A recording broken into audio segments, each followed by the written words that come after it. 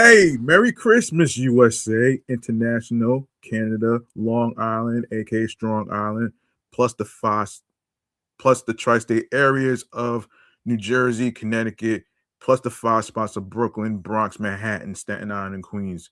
This is your man and homie, G Money Stacks, aka the Gregonator. Rhymes with now or later. Your host with the most, misunderstood, lonely nomad, unstoppable independent podcaster, creator, YouTuber, Queens, New York native, who is also a New York Giants and New York Mets fan from the neck of the woods of Laurelton, Queens, New York.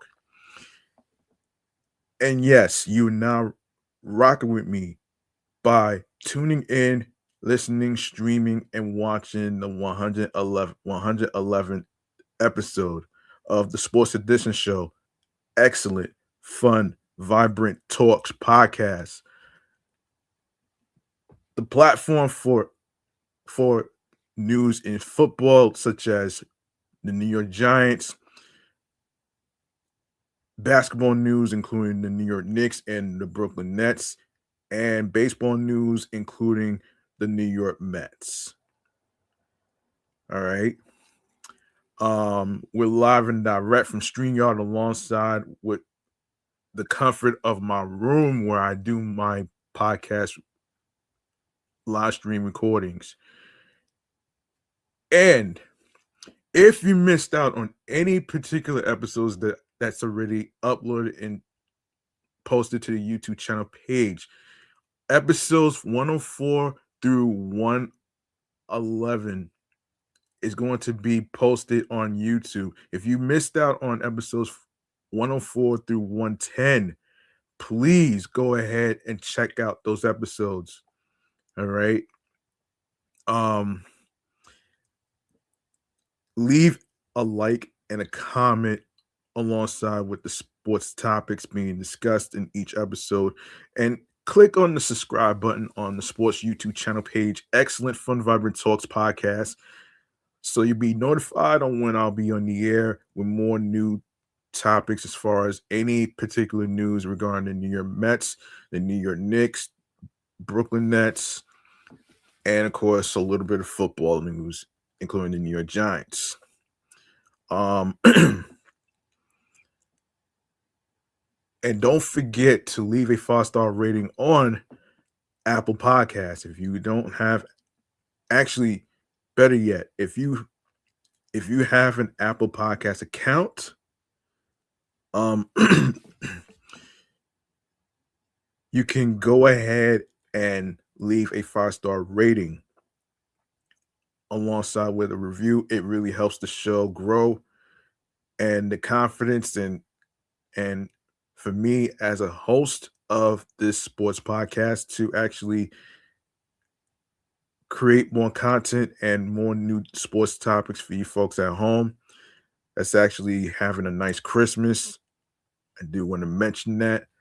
And yeah, there you go right there. And if you have Spotify, make sure you click the notification bell so you'll know when each episode will be uploaded onto every streaming platform, including iHeartRadio and YouTube. All right, so we're going to start off with two rumor alerts that I've been hearing. Two rumor alerts actually, and I think both of them are pipe dreams. Both of them are fucking pipe dreams. So let's get into it right here. Hang on, let me find it. Yep, there it is. There it is. And I hope everybody out there is doing okay, enjoying their Christmas with the family, friends.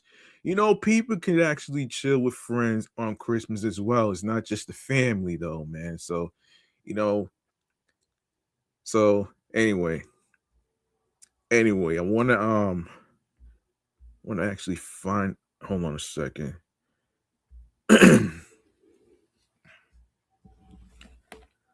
Just a sec. Let me find my sound effect here.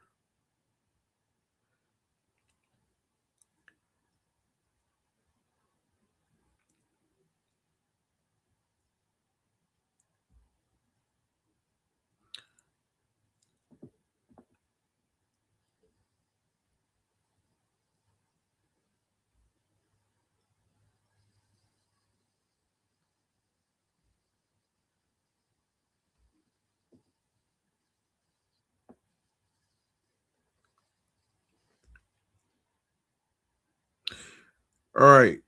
I'm out. I'm set right now. Okay, I just had to set up my sound effect for this segment right here.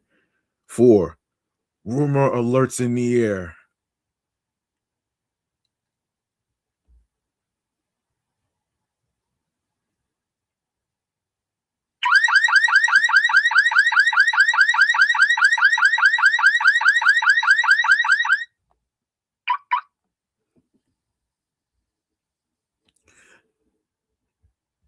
Man, I got a lineup of sports topics to talk about here. First and foremost, let's clear the air and debunk this rumor in regards to Fernando Tatis Jr. All right, let's start there.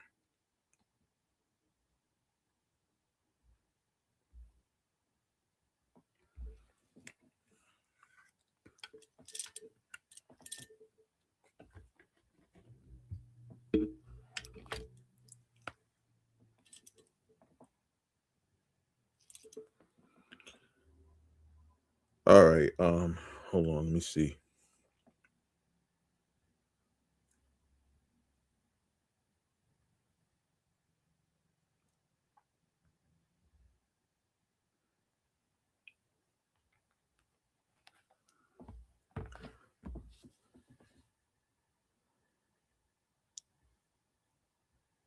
Hey, give me a sec.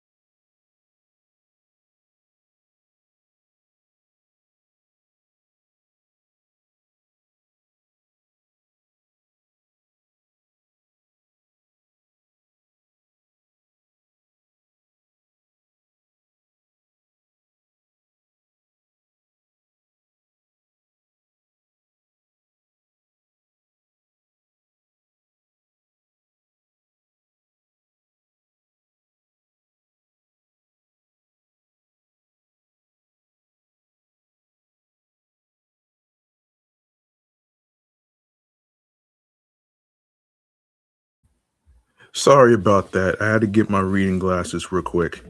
Anyway, first rumor we got to debunk here and clear the air in regards to the pipe dream of Fernando Tatis Jr. And according to the folks from Sporting News, the San Diego Padres, amid the surprise departure of Mike Schilt and the looming sale of the club, are looking to maneuver their contracts this winter. That could involve trading Jake Cronenworth or Nick Pivetta or Fernando Tatis Jr. Also got mentioned in such trade speculation this offseason.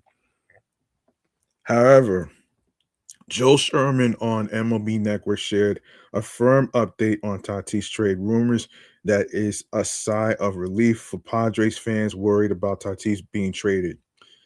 Um,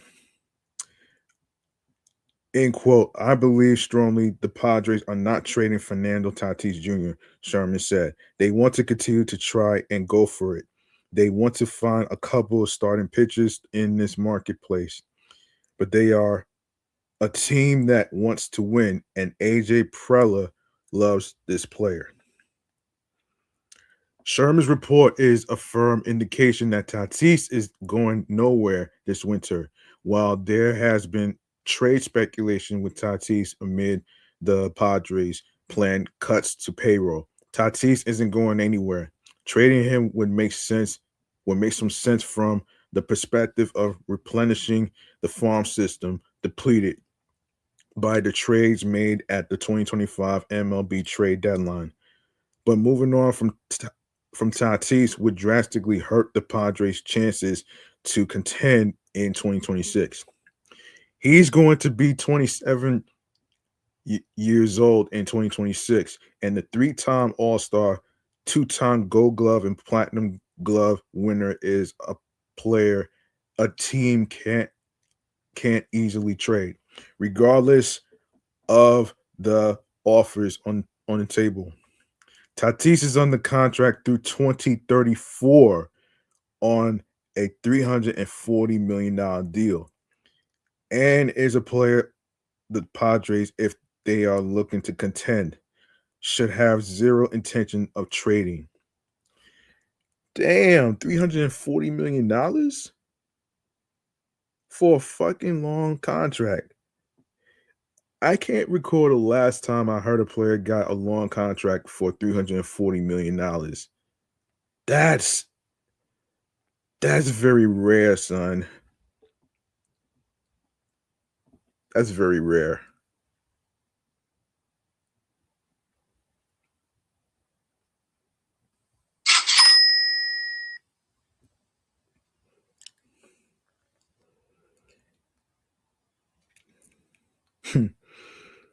Yeah.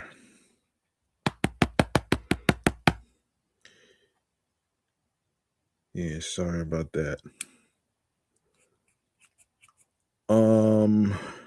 Where was I?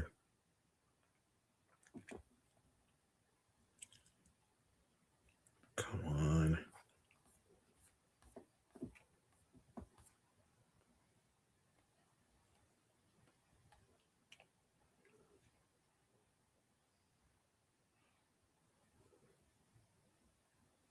All right.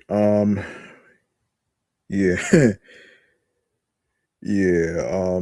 All right. So this past season, he had a 268 batting average with an 814 OPS in an overall quality season. While he's yet to reach the heights of his 2021 season in the years since, Tatis has been one of the best young players in MLB since his 2019 rookie season.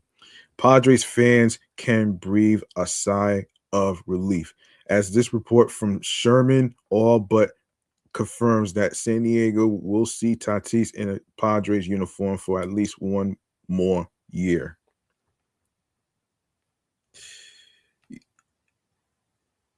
You know, there's an interesting fact about his father used to play for the New York Mets, and I remember he wore number 17, which is Keith Hernandez's number that's actually retired right now. This was years ago, actually. Um, this was years ago, actually, and I noticed that. Let's see. Another rumor alert in the air that we need to clear up and debunk is the whole Kyle Schwarber pipe dream. All right. Pete Alonso's residence in Tampa has turned these winter meetings into something of a home game for the free agent slugger, as another potential power option looms for the Mets. That's crazy, man. This is insane, man. Like, what the hell?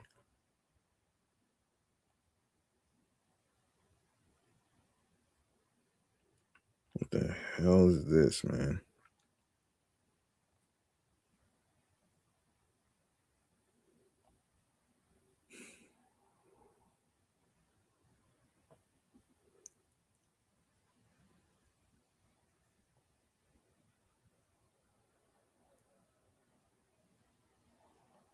Hold on.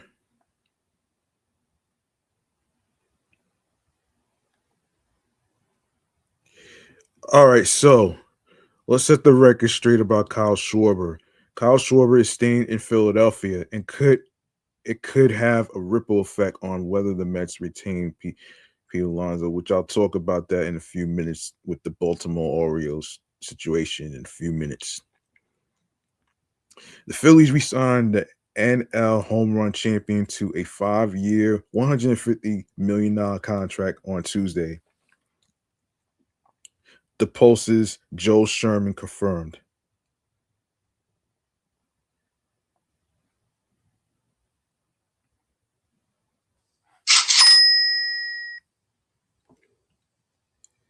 ESPN first reported the transaction and is the largest contract ever signed by a designated hitter.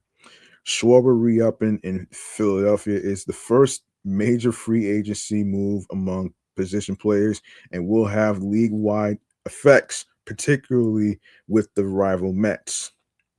Schwarber drew interest from the Mets while they considered life without Alonso, the Post reported, while the Reds, Orioles, Red Sox, and even the Pirates expressed a willingness to sign him per ESPN. The Phillies made a late push, though, and they retained the 32-year-old lefty slugger. Schwarber hit a career high 56 home runs. Yeah, actually 56 home runs. Yeah, same thing.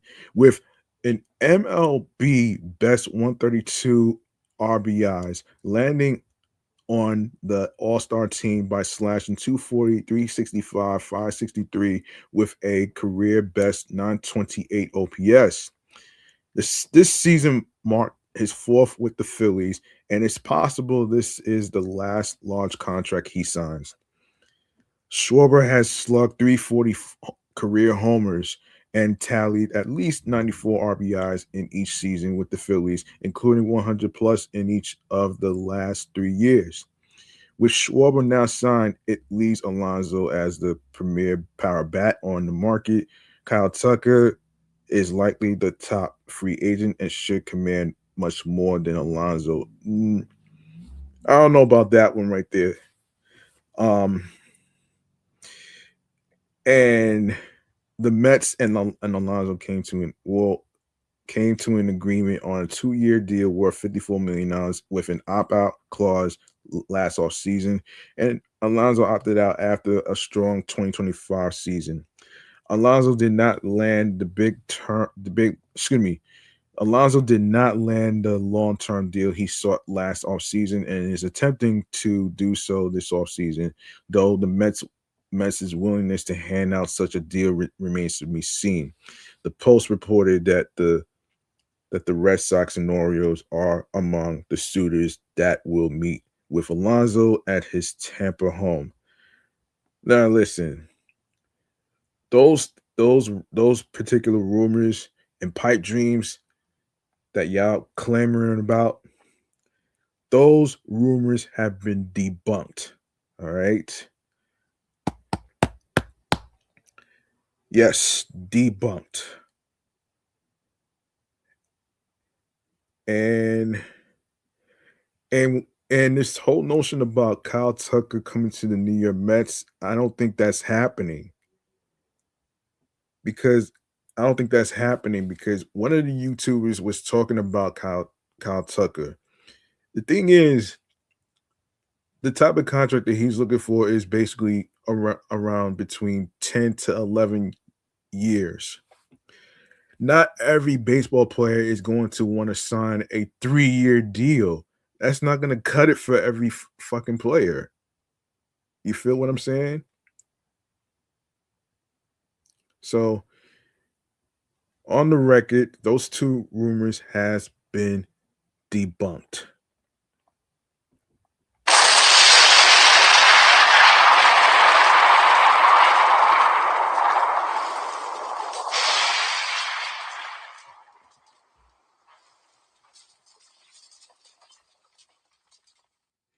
Now we can go to the quick side bleacher bar.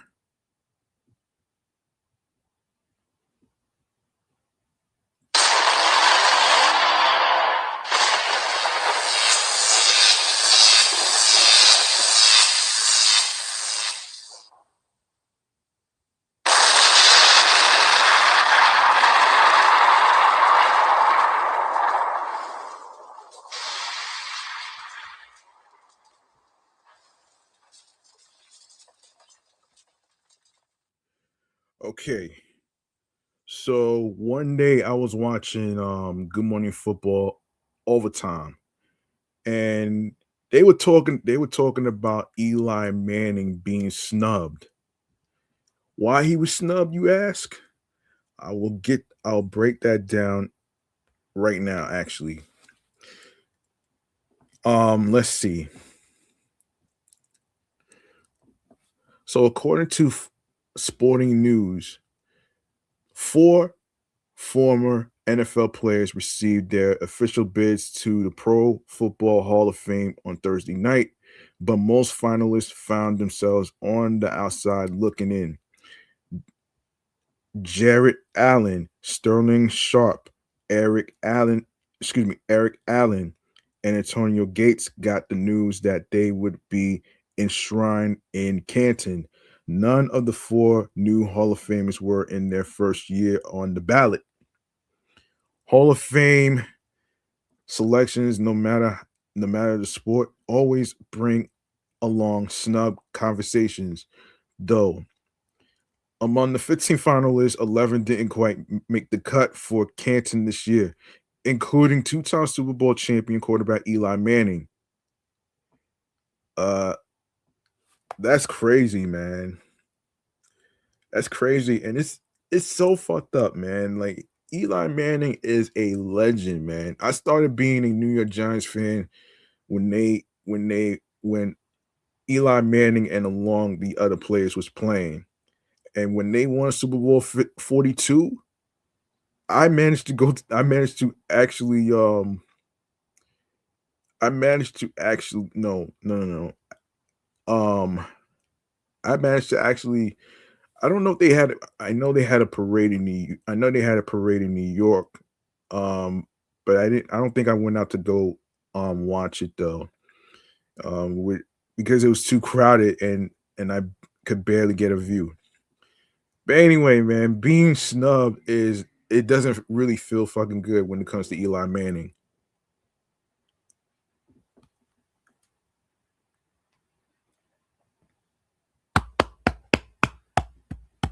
It's ridiculous, man.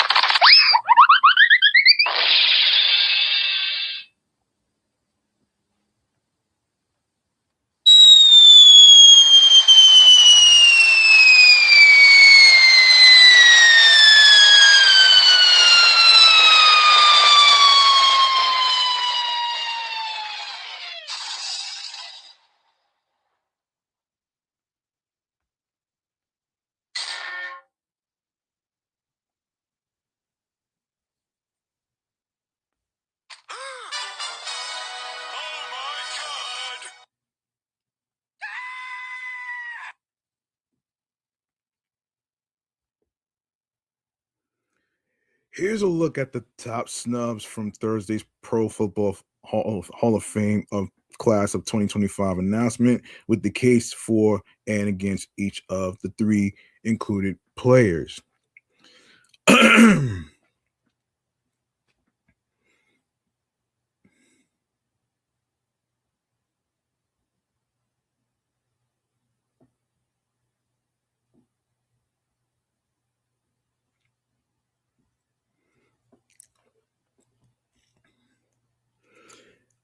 All right.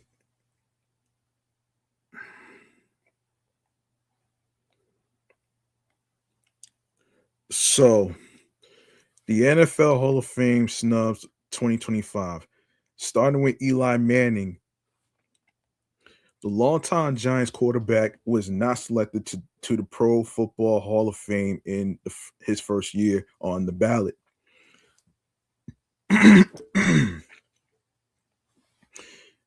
For at least 1 year, Manning would join Jim Plunkett as the only all eligible starting quarterbacks with 2 Super Bowl titles to not make it to the Canton, per NFL.com.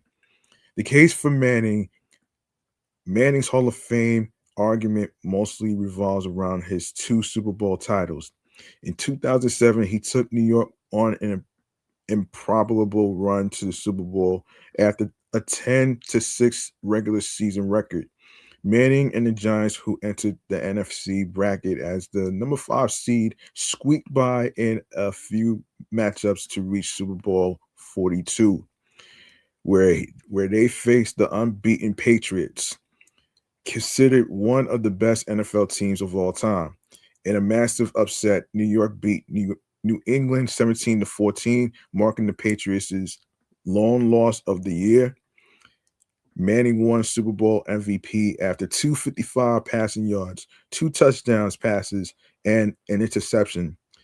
If there was any doubt over Manning's leadership and the Giants' 2007 title, they squashed it in 2011, going on another impressive run to the Super Bowl after entering the playoffs with the worst record of any NFC playoff team, 9-7.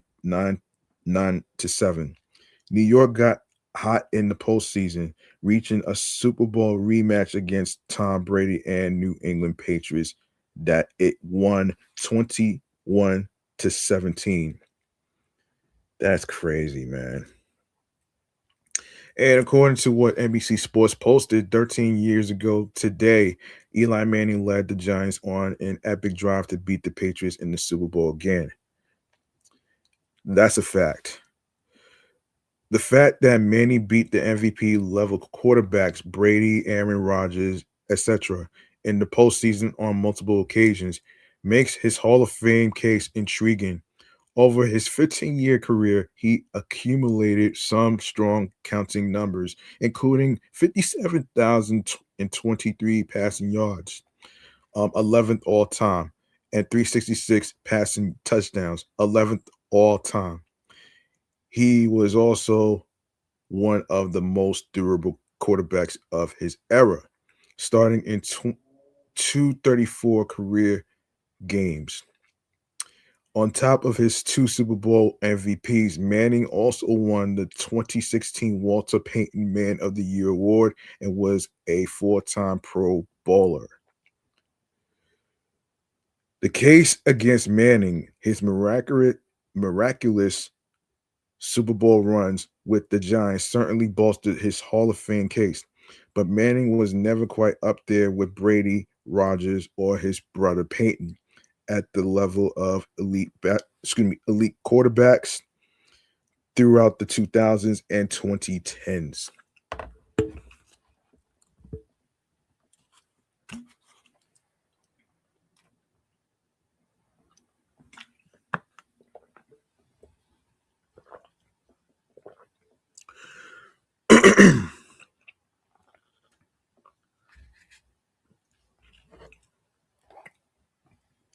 Outside of those 2 deep playoff runs, Manning's Giants teams only made the playoffs on 5 other occasions over his 16-year career. He finished with a 500 career record at 117 1 to 1. Actually, it's tied. It's tied 117. Manning also dealt with more turnover issues than the other elite quarterbacks of his era did. His 244 career interceptions ranked 12th all time, and he led the league in interceptions on 3 occasions, including 27 in 2013. After New York's Super Bowl win in 2011, the team had a losing record in 5 of the 7 following seasons, with Manning under center. The peaks of Manning's career, his 2 rings against arguably the greatest quarterback of all time, Brady, were undoubtedly impressive. But at the low points, he wasn't impacting winning on an individual level. When it comes to awards, Manning only being selected to 4 Pro Bowls while earning no All Pro selections or MVPs also doesn't help his Hall of Fame case.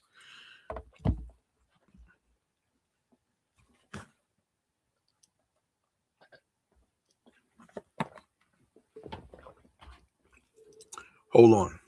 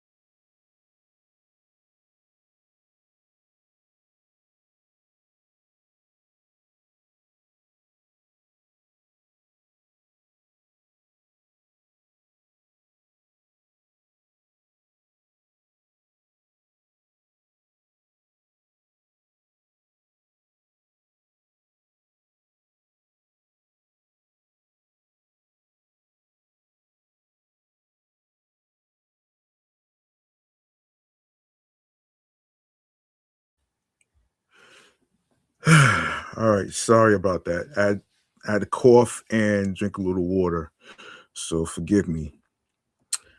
Let me see. Let me see. Where was I? Um, yeah. Let me see. Where was I?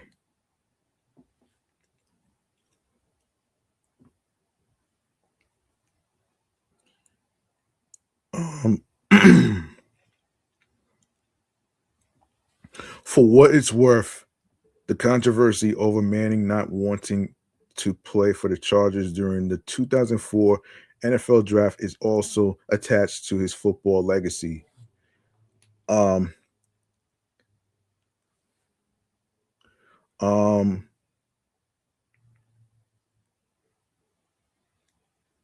Cuchley, the former Panthers linebacker, was also among the 11 players that didn't make the cut for Canton this year. Um, Cutchley, however you pronounce his name, actually officially retired from the NFL back in 2020. The case for um, Cutchley: in all 8 of Cutchley's NFL seasons, he was one of the best linebackers and overall defenders in the game. After being selected 9th overall by Carolina in the 2012 NFL Draft, Cutchley made an immediate impact in his rookie season, winning Defensive Rookie of the Year while leading the league in tackles, 164. That success carried over throughout the linebacker's career. Um, Cutchley racked up at least 100 tackles and 1 interception in all 8 of his NFL seasons. In his sophomore campaign in 2013, he won defensive player of the year after accumulating 156 tackles, 2 sacks, 4 interceptions, and 2 passes defended. In 2015, Um, Kutchley was a member of the Panthers squad that went 15-1 in the regular season and reached Super Bowl 50, where it lost 24-10 against the Broncos. He didn't have a long career compared to some Hall of Famers, retiring at age 28 due to multiple concussions and injuries, but he's universally recognized as one of the best defensive players of the 2010s. Kutchley had 7 Pro Bowl selections and 5 first team All Pro selections in his year. The case against Kutchley, the argument against Kutchley for the Hall of Fame is more about his longevity than his peak.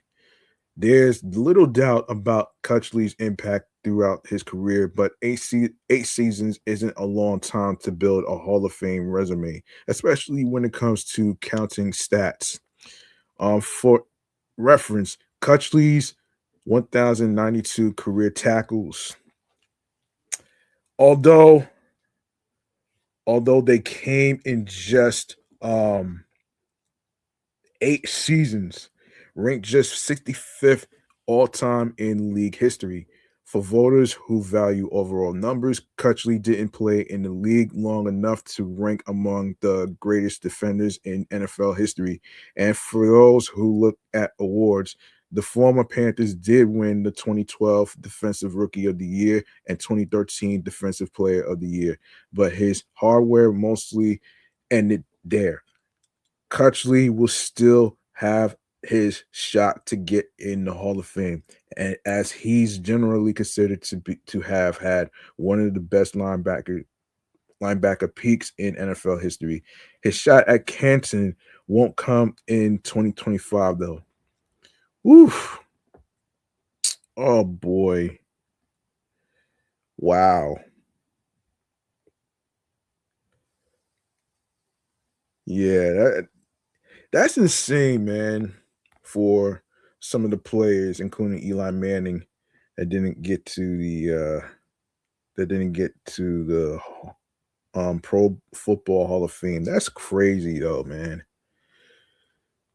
That's fucking crazy. You know what I'm saying?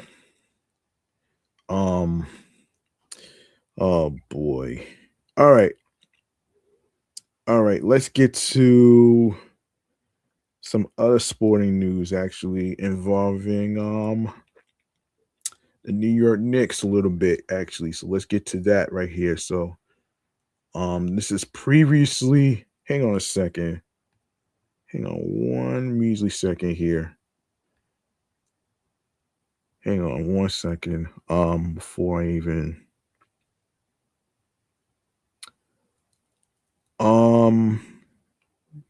let me see. Oh, wait a minute. Keon Thomas. Let me see. Let me see this thing. Hang on. What is this? Keon Thomas? Hang on one second. Keon Thomas.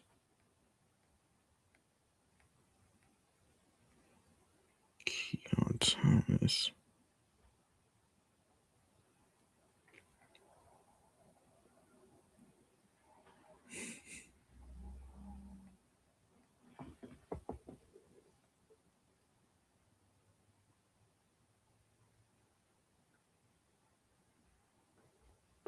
Okay, let me look this up real quick, actually.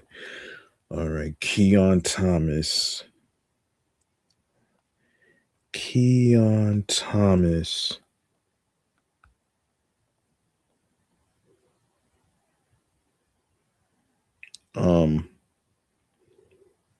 Keon Thomas.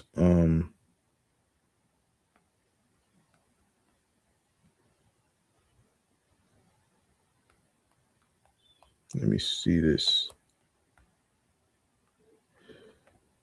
All right.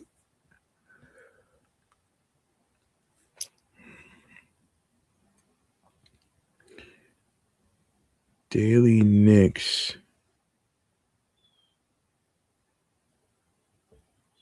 Oh, Keon Ellis.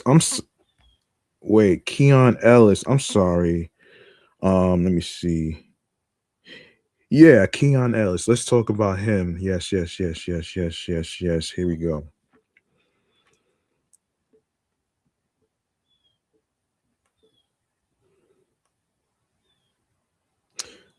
Um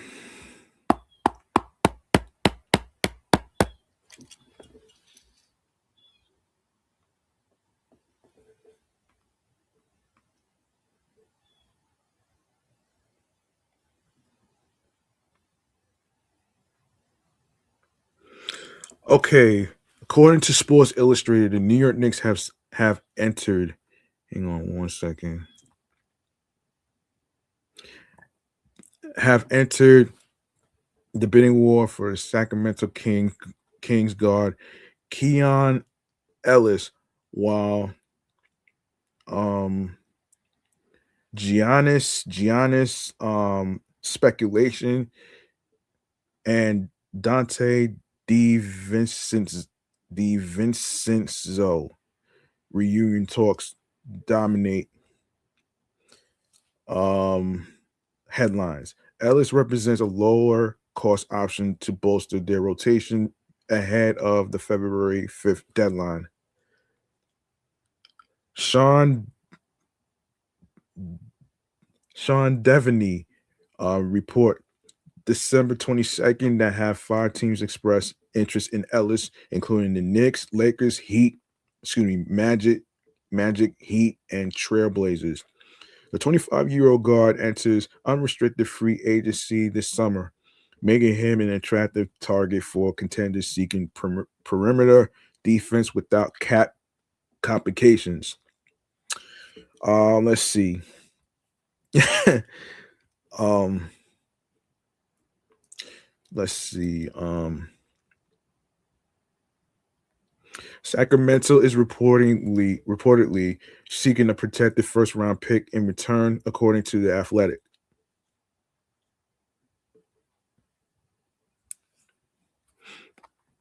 Um, the Kings believe Ellis's proven ability from last season justifies the asking price. He shot 43.3% from 3-point range while posting elite defensive metrics in 2024 to 2025, including 4.9 deflections per game that ranked in the 98th percentile. Multiple NBA executives told Heavy Sports that at least half the league has inquired about Ellis. His combination of youth, defensive upside, and cap friendly $2.3 million salary creates broad appeal.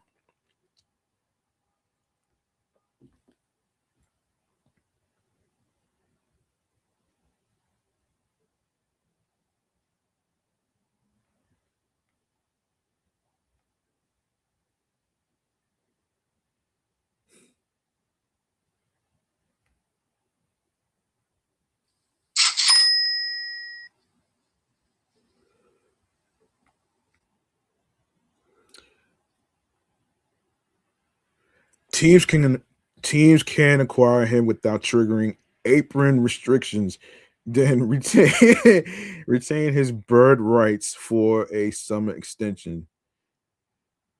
Wait, what the hell is bird rights? Hold on. Hold on. What the hell is bird rights? Hold on. Let me see. Okay, what is bird rights in basketball? Bird rights.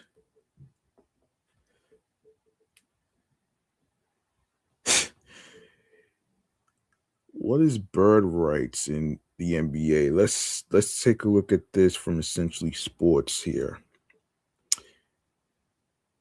You know, I'll get to that next. I'll get to that next though, because um this one is this one is really important actually. So let me just oh man, oh man. Okay.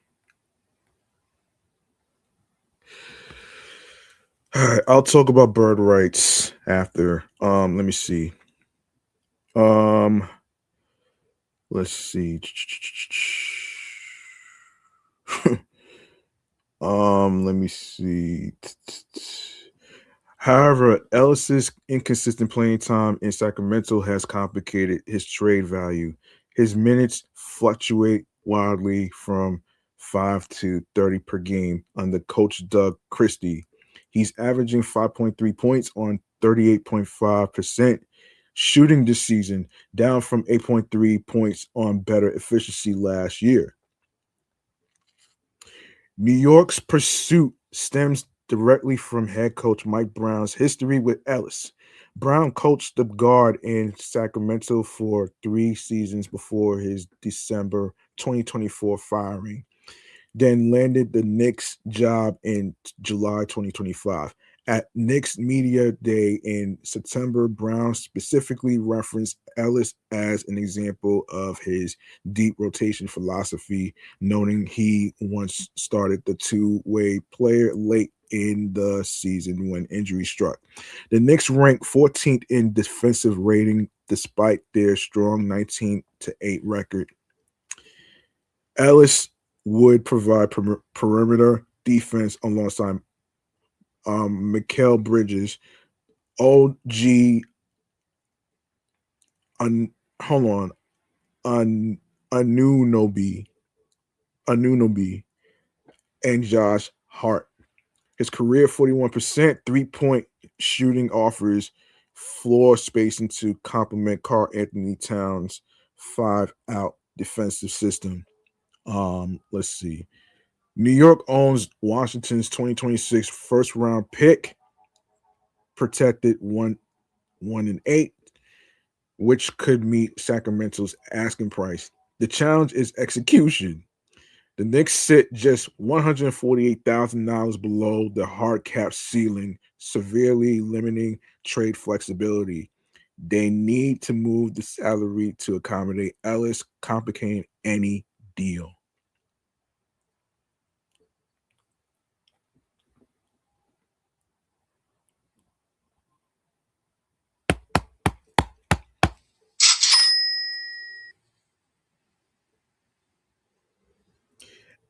Ellis represents a contrasting path for a franchise weighing multiple options.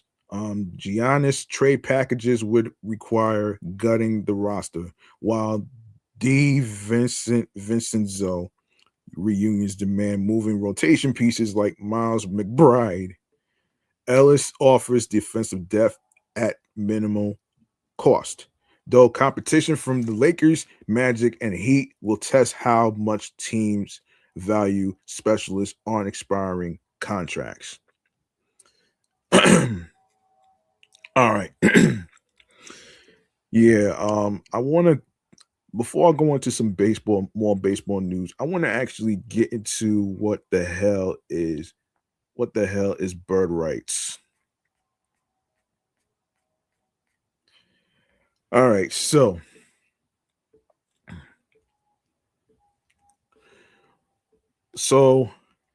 bird rights NBA is a term that pops up in almost every offseason and trade deadline discussion.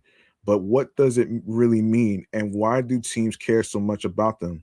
This article unpacks everything you need to know about NBA bird rights, how they work, their strategic importance, and the impact they have on player movement. Let's see. Bird rights named after Boston Celtics legend Larry Bird referred to a salary cap exception in the NBA's collective bargaining agreement, CBA, that allows teams to re-sign their own free agents even if they are over the salary cap. The term originated when the Celtics wanted to re-sign Larry Bird in 1983. Hold on.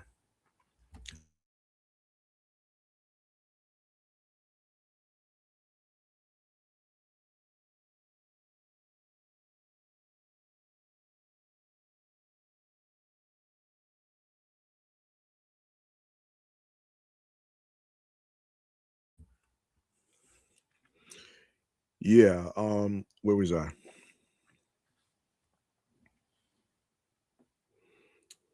Yeah, where was I?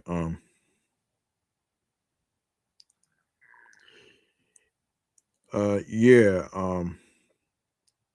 Yeah, the term originated when the Celtics wanted to re-sign Larry Bird in 1983, despite being over the salary cap.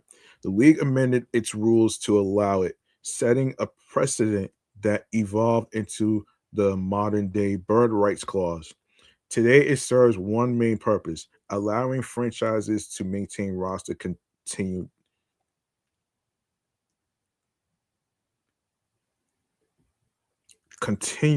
continue out continuity. Hold on. Hold on. I'm sorry. Let me. I'm sorry. I don't usually get tongue tied when it comes to certain words, man. Oh boy, I don't usually get. I don't usually get tongue tied on this. So hold on. Hold on. Let me pronounce this.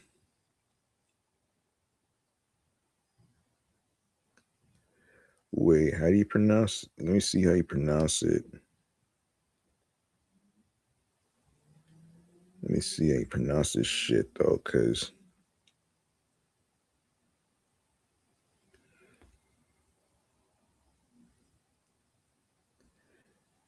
let me see how do you pronounce this.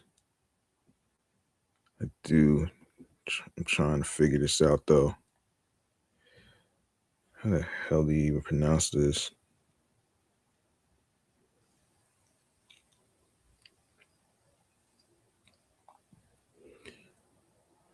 How do you pronounce it? Hold on. Let me try to pronounce it. Con conti continuity.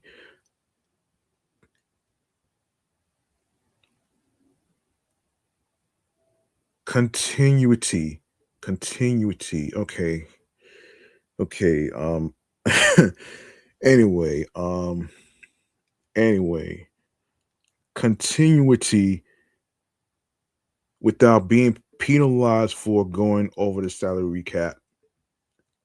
Excuse me, going over the cap to retain their own talent.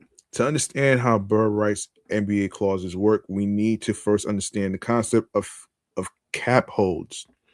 When a player becomes a free agent, the team retains a cap hold, a placeholder salary figure tied to that player's rights on their books. If a team chooses to retain those rights instead of renouncing them, they gain access to bird rights. Players earn bird rights through time and consistency, and this includes they must play for a team without being waived or changing teams via free agency. Bird rights accumulate over 3 consecutive years with the same team. They are transferable via trades, so players don't lose them if traded mid contract. When do bird rights apply, you ask? NBA bird rights kick in when a player's contract expires and the team wants to retain them without sacrificing cap space for other moves. Teams often use bird rights to re-sign stars or important role players, go over the cap to maintain roster depth, sign a player, and then trade them in sign and trade deals. For example, the Golden State Warriors used full bird rights to re-sign Stephen Curry multiple times despite being deep into the luxury tax. Bird rights NBA strategy is vital in today's CBA landscape where multiple cap levels, including salary cap, luxury tax, first and second apron, restrict spending flexibility. Types of bird rights. There are 3 types of bird rights in the NBA: CBA full bird rights, early bird rights, and non bird rights. Each category offers different financial leeway based on how long a player has been with the team. All right, let's break down what full bird rights is. Full bird rights are granted to players who have spent 3 consecutive seasons with the same team without being waived or changing teams via free agency.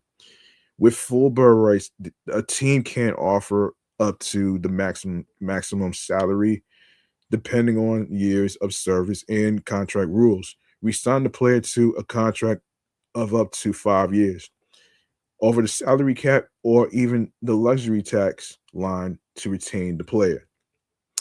This is the most valuable type of bird rights in the NBA. It's how teams keep superstars like Giannis. Um, Let me spell his last name because I don't want to butcher it. So it's Antetonmpo.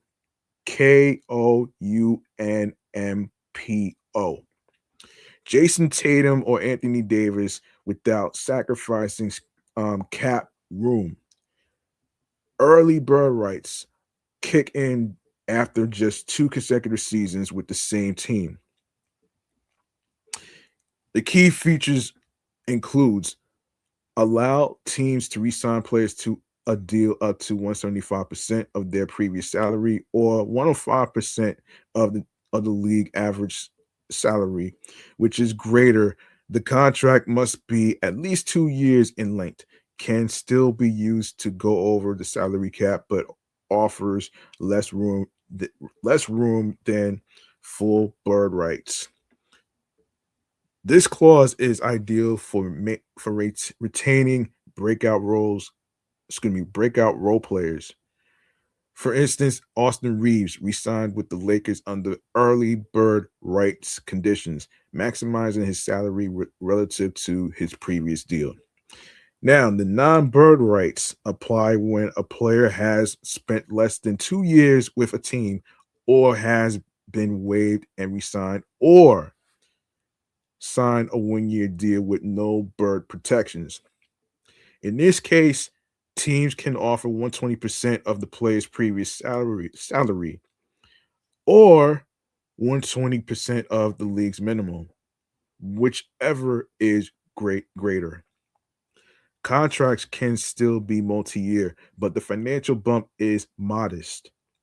Teams use non-bird rights mostly for bench players or veterans on minimum deals. For example, Carmelo Anthony's deal with the Lakers in 2021 used non-bird rights. Why are why are bird rights important in the NBA, you ask? Bird rights NBA clauses are among the most powerful team building tools under the collective bargaining agreement. And here's why. Cap flexibility in a salary cap league. Bird rights allows teams to spend beyond the cap without triggering restrictions on player retention. For instance, a team can re-sign a player using bird rights while preserving its mid-level exception or cap space to sign others. This is why contending teams with expensive rosters can still bring back role players. Talent retention. Bird rights helps teams avoid losing star players for nothing, even when the cap is tight. Bird rights gives teams the financial ability to retain marquee names. Stephen Curry's 2017 Supermax deal was only possible because the Warriors had full bird rights. Bradley Beal repeatedly re-signed Washington thanks to the bird rights exception. Sign and trade flexibility. Another advantage is sign and trade facilitation. When a player resigns using bird rights and is immediately traded, the team gains trade assets in return. Helps the player get to a designed destination on a larger contract. This method was used in a Kevin Durant sign and trade from Golden State to Brooklyn in 2019. Competitive advantage. Bird rights NBA clauses create a competitive advantage for well-managed franchises, homegrown teams that draft well and develop talent can retain those players long term. Avoid external bidding wars. Operate above the cap without tearing the roster apart. Understanding the meaning and implications of bird rights in NBA roster construction is crucial for GMs and fans alike. Here's how they shape offseason and trade strategy. Contract planning. Teams often map out multi-year sheets, cap sheets based on when they'll gain full or early bird rights for players. Roster depth. Bird rights help teams preserve bench depth without choosing between starters and role players. Luxury tax timing. Teams might delay a new signing or trade until bird rights kick in to avoid harsh penalties, especially under the new second apron rules. Strategic cap holds. Teams sometimes hold off on renouncing a player's rights just to keep bird rights available, even if they don't immediately plan to re-sign them. Notable players with bird rights, past and present. Of course, let's take a look at some notable examples of players whose bird rights played a major role in their contract negotiations. Dirk Nowitzki, former Mavericks player, repeatedly resigned using bird rights. Allowed Dallas to keep building around him into his late 30s. Dwayne Wade, LeBron James, Chris Bosh, formerly Heat basketball players. Their bird rights played a critical role in Miami's ability to navigate multiple contracts restructures during the Big Three era. Tim Duncan, former Spurs player, San Antonio retained him across multiple deals with full bird rights despite cap changes. All right, so present examples 2024 to 25, Bobby Portis, Milwaukee Bucks. Portis re-signed with the Bucks on a 3-year, $44 million contract using the team's full bird rights as a key rotational piece, averaging 13.9 points and 8.4 rebounds per game in 2024 to 25. Portis's deal reflects how bird rights helps franchises retain core talent without financial penalty. The Bucks were able to go over the salary cap to keep him in Milwaukee, something that wouldn't have been possible without bird rights NBA mechanisms.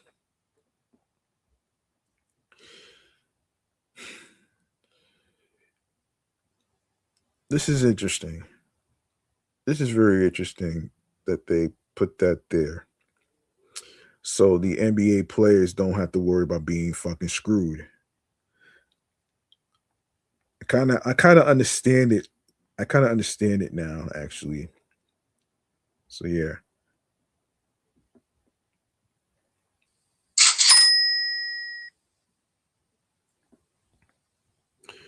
Okay. Brooke Lopez. Age 37, Lopez remains an essential part of Milwaukee's interior defense and floor spacing, though his deals are now likely 1 year and veteran friendly. The Bucks continue to re-sign him using bird rights, avoiding cap limitations and maintaining roster um, continuity. Continuity. His rim protection and three-point shooting remain vital, especially as the team chases another title window.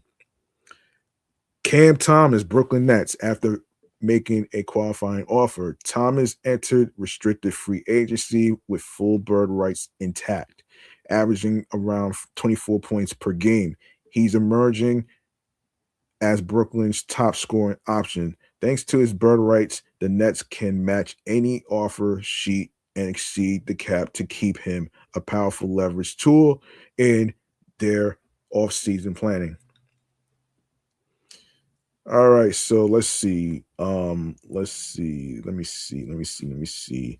All five players hold full bird rights with the Suns, giving Phoenix critical cap flexibility. This is uh this is Anthony Davis, Devin Booker, um, Jusuf Nurkic, Grayson Allen, Nasir Little, Phoenix. Nasir Little, Phoenix Suns. Okay. Let's see. In a financially constricted situation where the Suns are deep into the tax and approaching second apron restrictions, bird rights NBA rules provide the only path to retain their high value veterans, whether it's re-signing Booker to a supermax or keeping depth via Allen and Little. This mechanism enables the Suns to stay competitive. Shy Shy Gilgeous Alexander, um, Oklahoma City Thunder. SGA is a textbook bird rights case. He drafted, developed, and extended through this cap exception.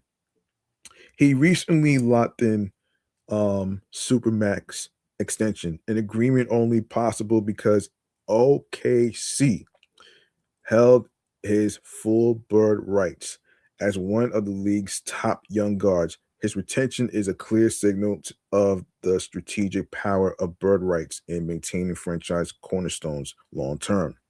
Bird rights, NBA rules may seem like an arcane corner of the salary cap, but they are central to how front offices build rosters, retain stars, and manage long term competitiveness.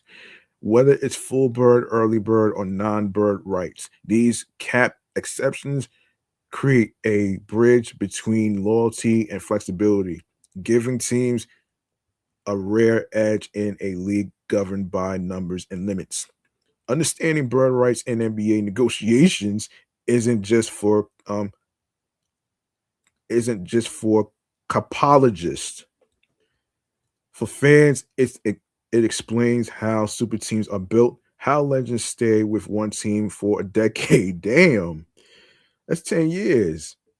And why why some trades don't go through. The next time your favorite team keeps a player despite having no cap space, you'll know that's the power of bird rights. If you'd like to learn more about full bird, early bird, or non-bird rights, you can actually check out the research in Essentially Sports. All right. Let me see. Let me see what else we got to talk about here on the agenda. Hold on a second here. Let me see what we talk about on the agenda. All right. Edwin Diaz, right? Look, here's what happened. Here's what's happening here. And this is from Sporting News, actually. And yeah, the two-time defending world champions just got even better. The Los Angeles Dodgers are signaling free agent reliever Edwin Diaz per Will Salmon. The former New York Mets closer is set to headline Dave Roberts' bullpen as a flame-throwing right-hander after the team's bullpen was a clear weakness on its run to the 2025 World Series. Diaz was viewed as the top reliever on the open market, and the Dodgers clearly prioritized upgrading their bullpen arms with the acquisition. And here's what to know about the Dodgers landing Edwin Diaz. 3 years, $69 million. Details of Diaz's deal with the Dodgers will be for $69 million over 3 years per Jeff Passan. Diaz was the top closer on the free agent market this season, so he commanded a significant deal, especially from one of the biggest spenders in baseball.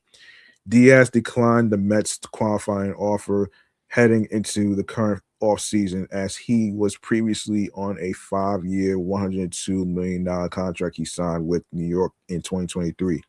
Because he opted out of that deal, he hit the open market with the potential to earn even more annually as one of MLB's top closers. According to according to Sport Track,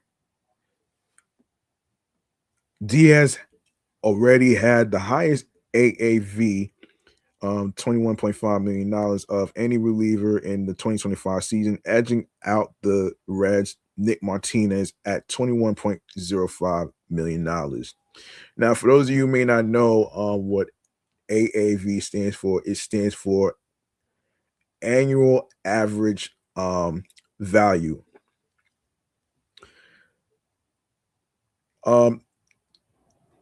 Now, Diaz is set to hold on to that title as the highest earning reliever in baseball at $23 million annually over his 3-year deal in LA.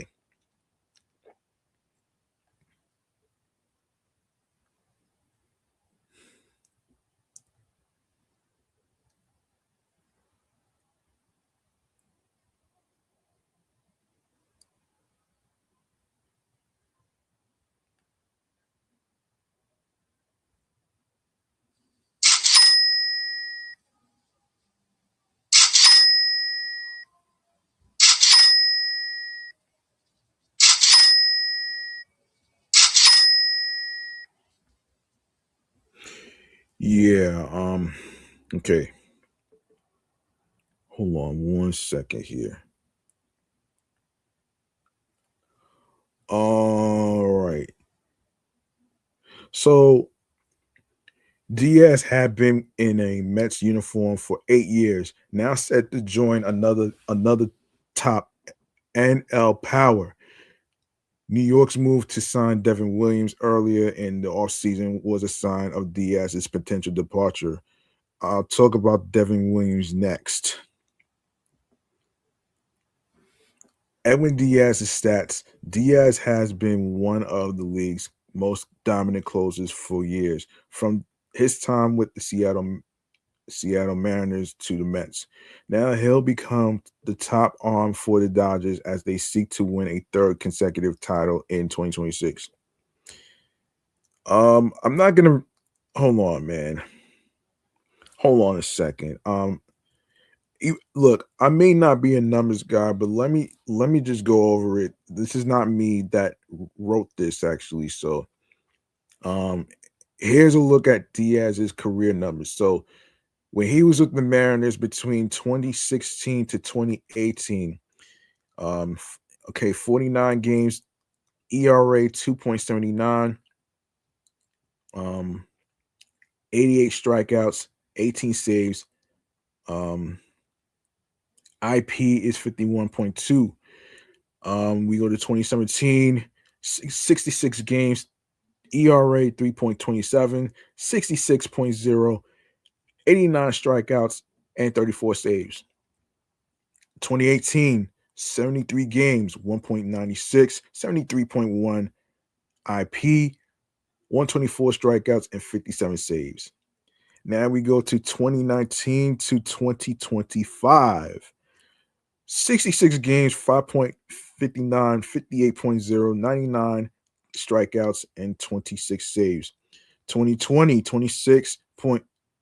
1.75, IP 25.2, 50 strikeouts, and 6 saves.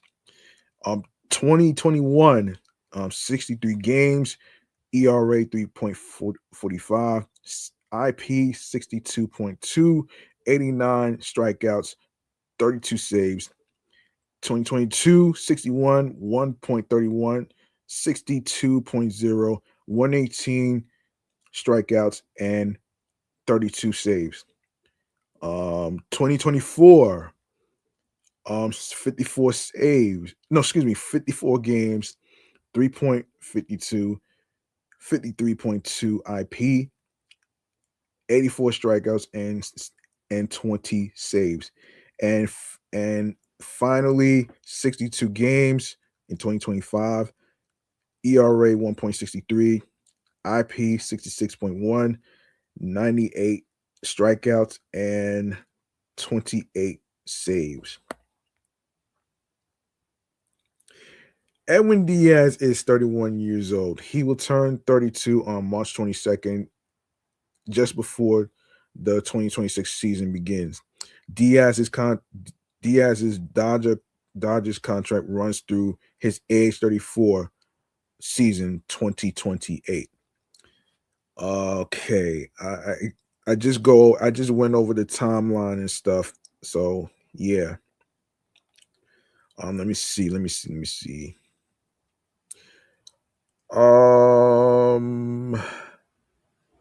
Yeah, I just went over the timeline actually. So yeah, so Diaz was drafted by the Mariners, 98th overall pick in the third round of the 2012 MLB draft.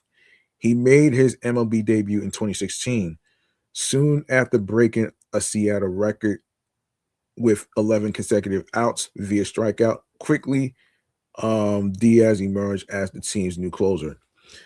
Over the next 2 seasons, he was one of the best relievers in baseball, including a 1.96 ERA and 57 saves in 2018, earning an all-star bid and being the winning pitcher in the game.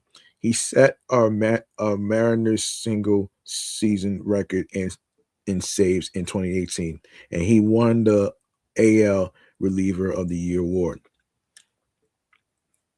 In 2018, the Mariners traded Diaz, Robinson Cano, aka Robbie Cano, and $20 million to the New York Mets for Jay Bruce, Jarrett Kelenic, who's now an Atlanta Brave, Anthony Swarzak, Jerson Bautista, and Justin Dunn. Diaz struggled in his first Mets season in 2019, but returned to excellence in the shortened 2020 campaign. He'd remain one of the best closers in baseball over the next few seasons, being named an All-Star in 2022 and earning a 5-year deal in November 2022 that made him the highest paid reliever in MLB history. In 2023, Diaz injured his knee while celebrating in the World Baseball Classic, and he missed the entire 2023 season. Diaz returned in 2024 and re-cemented his status as a top closer in 2025, earning his third All-Star selection. He then signed with the Dodgers in free agency after 2025. So there you go.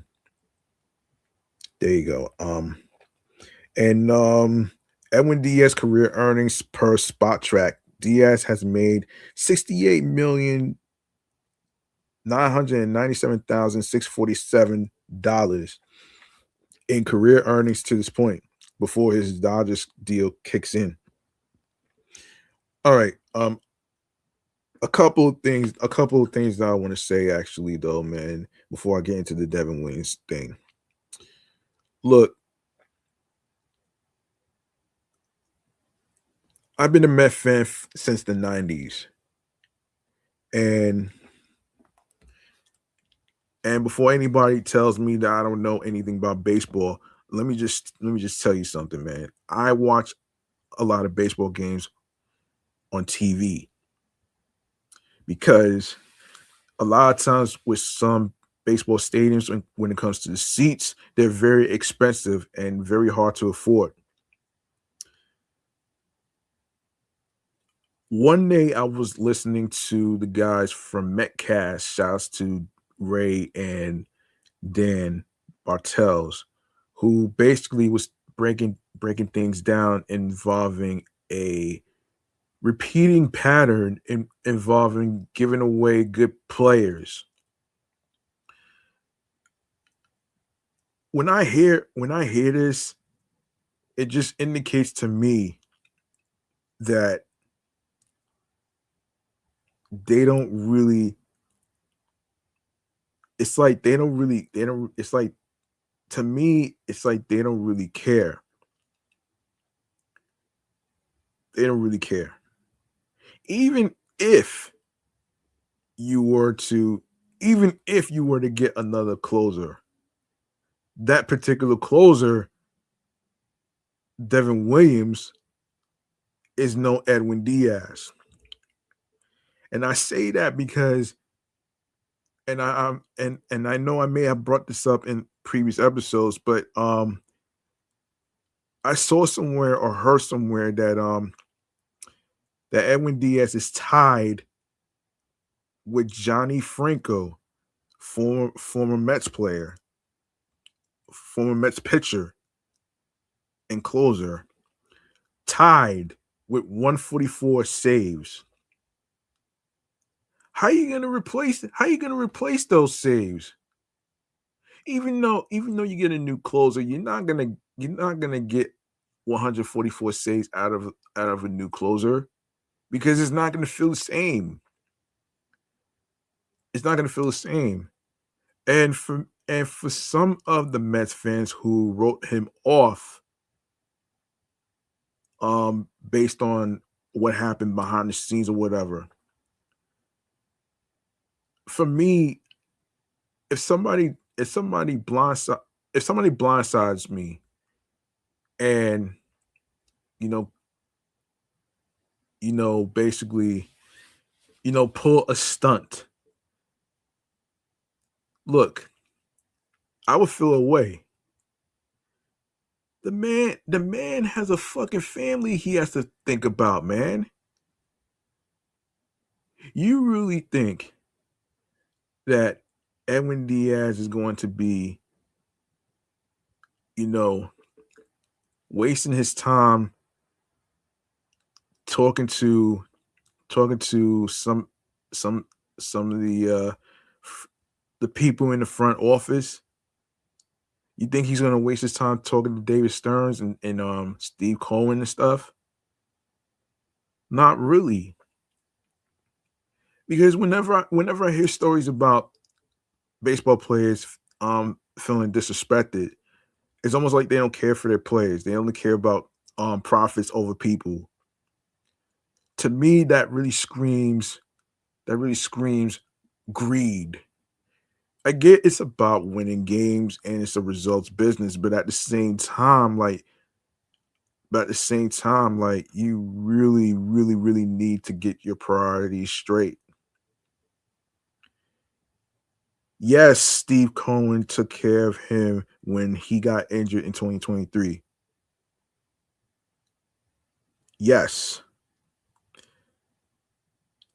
But at the same token, you can't dismiss the fact that Edwin Diaz is one of the best players and best closers of all time in a Mets uniform. Especially when he comes up with the Timmy trumpets, which, by the way, he probably took that music with him.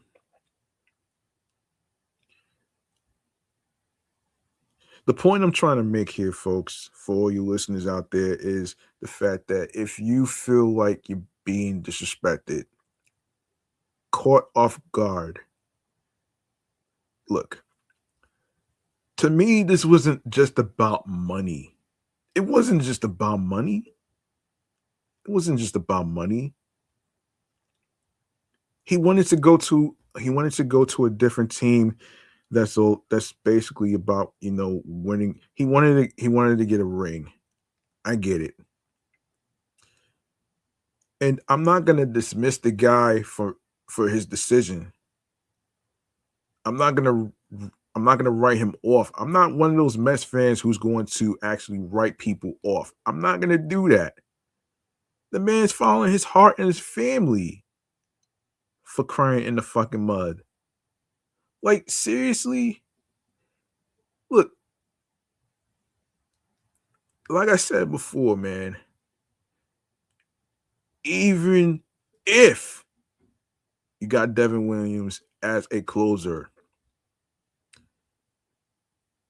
is he going to be able to fulfill his duties as a closer?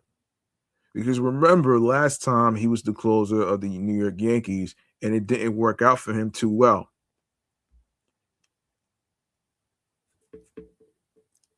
And it's not me saying it. There's a bunch of sports online websites that's actually reporting that shit.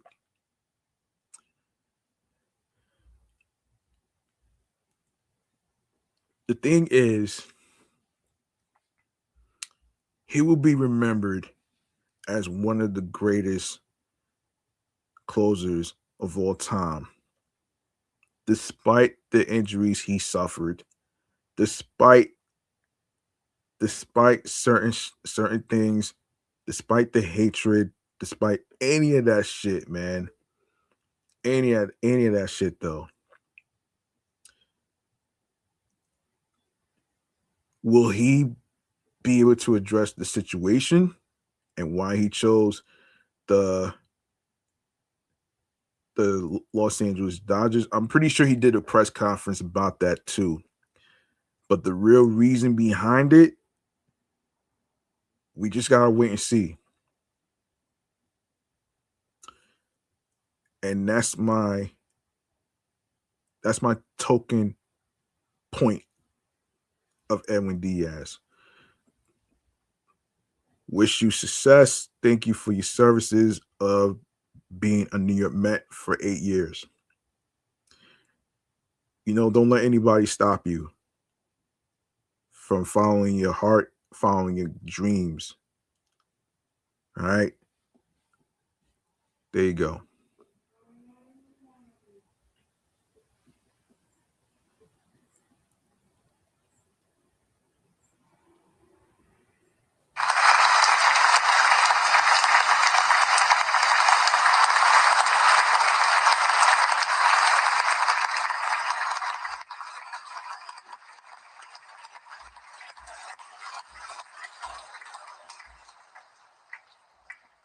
All right, on the agenda,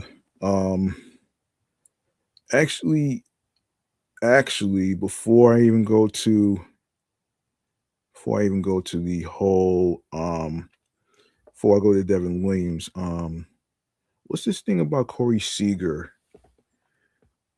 Let's see.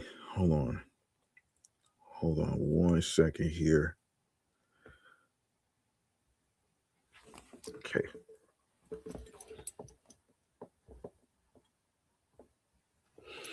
Corey Seager. Hold on a second. All right. Yeah, that was one of the other rumors I forgot to mention. Actually, I do apologize for that. Actually,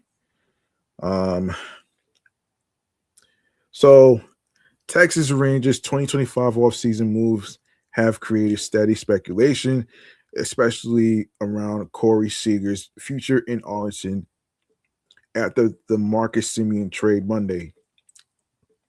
Seager rumors spread fast, and many wondered if the Rangers were beginning a quiet reset after a disappointing 2025 season. After the trade, that speculation caught fire as the deal sent the veteran second baseman to the New York Mets in exchange for outfielder Brandon Nimmo. The blockbuster move ended the $500 million middle infield duo that helped the club capture the 2023 World Series title. The addition of Nimmo gives up the lineup a new look, with the fit of the 32-year-old outfielder expected to strengthen the team's on-base presence at the top of the order. Still, the flurry of activity, including non-tendering Adolis Garcia and Jonah Heim, left many fans worried that a full rebuild was coming. The Rangers finished 81-81 last season, missed the postseason, and lost 11 of their final 13 games. Bocce managed the club for 3 seasons from 2023 to 2025 after being hired in August 2022. He led the club to its first World Series title in 2023 before his tenure ended after the 2025 season. He is now with the San Francisco Giants as a special advisor to baseball operations.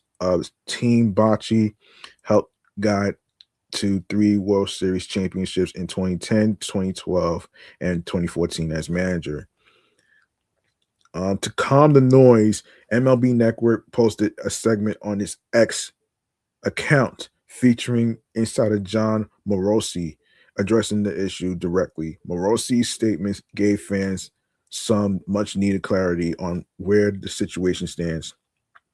I still think it's overwhelming likely it's the overwhelming likelihood is that Corey Seager remains a member of the Rangers on opening day.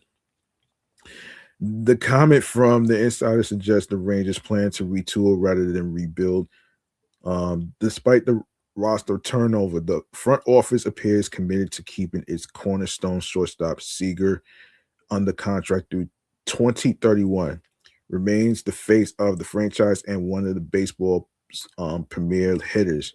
The focus now shifts to how Texas will use the flexibility created by the Semien trade. For now, though, one thing is clear: the Rangers still revolve around their star shortstop. So basically, he's not going anywhere. I don't think he's going anywhere. And I highly doubt that he's going to the New York Mets because the type of contract. No, hold on, because he's probably gonna look for a decent amount of years of a contract, just like Kyle Tucker. Kyle Tucker and Corey Seager, probably not though, man. So that's probably not though. All right. Let's see. Let me see. Hold on a second.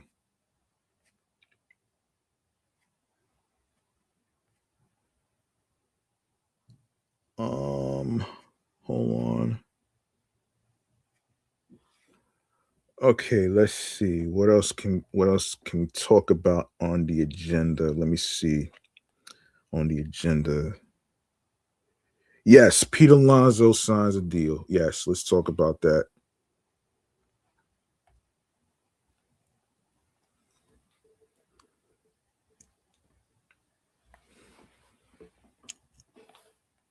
Yes, Pete Alonso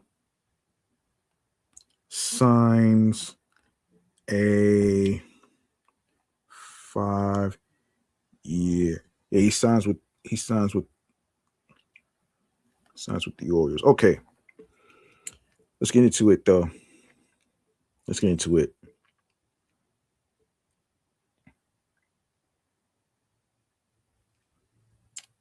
Let me see.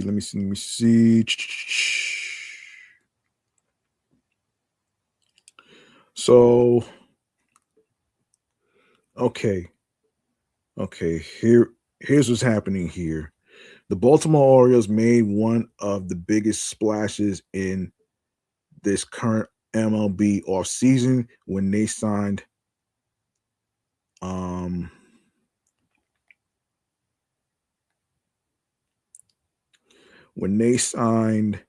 slugger Pete Alonso to a 5-year, $155 million deal. Wowsers. While the Orioles have made several impact moves this winter, acquiring one of baseball's premier power hitters was massive for the roster, given that Alonso has hit at least 34 home runs in every single full season of his MLB career to this point. And the Orioles didn't have a hitter produce more than 17 home runs in 2025. Our president of baseball operations, Mike Elias, was asked about signing Alonso during his December 11th appearance on the Orioles Hot Stove Show and said, "We had quite a nice presentation for him about the Orioles living in Baltimore, the types of players that we have on the team, the great facilities that we have. So I think he was really appealed by all of that. I think that Pete has been one of the most productive, steady, and consistent middle of the lineup sluggers. Plays every day, no, excuse me, plays every game, and just the consistency and volume of the production that he brings has been elite around baseball. And so we're gonna get a lot of production around him. But I also expect that the way he's going to interact with the rest of the batting lineup is going to hopefully help raise the performances of the young guys around him. Elias added. Pete Alonso assesses Baltimore Orioles fit. Alonso was the guest on a December 22nd episode of Foul Territory and reiterated the same optimism that Elias showed. When asked about the Orioles recruiting process, Alonso said, "To be honest, it kind of started early. It started right at the GM meetings where Mike Elias sat down with my agent Scott Boras, and it's like they just wanted to gouge interest." And for me, I'm like, they've got a great talented young core, and Camden is a very, very gorgeous park. It's a great place to play. It's always for me a very enjoyable place to hit. So I'm like, yeah, if they are interested, I'd love to hear what they have to say. For me, the couple of points that drove home and stood out were they pretty much gave me a full blueprint. Mike Elias and then Craig Albanaz, the manager, Alonso continued. I just think for me, my game and what I can bring to a team, I feel like this is the perfect fit. He concluded. I just think for me, my game and what I can bring to a team, this is a perfect fit. Perfect fit. The Orioles wasted no time in recruiting Pete Alonso and were able to lay out their plans. This was posted on by Foul Territory on X, formerly Twitter. Orioles fans are counting down the days until they get to see Alonso hitting in their uniform. All right, so there you go, right there. Listen, I know, I know they signed Jorge Polanco. I will talk about that in the next episode.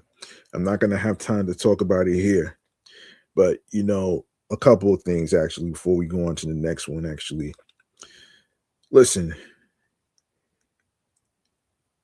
this whole notion,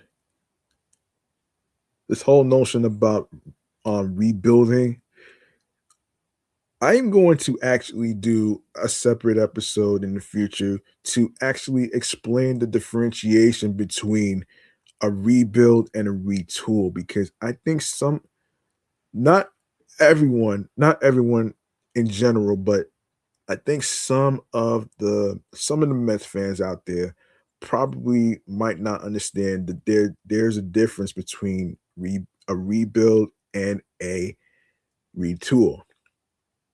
I'm not gonna say any names on here, so I'm not gonna do that.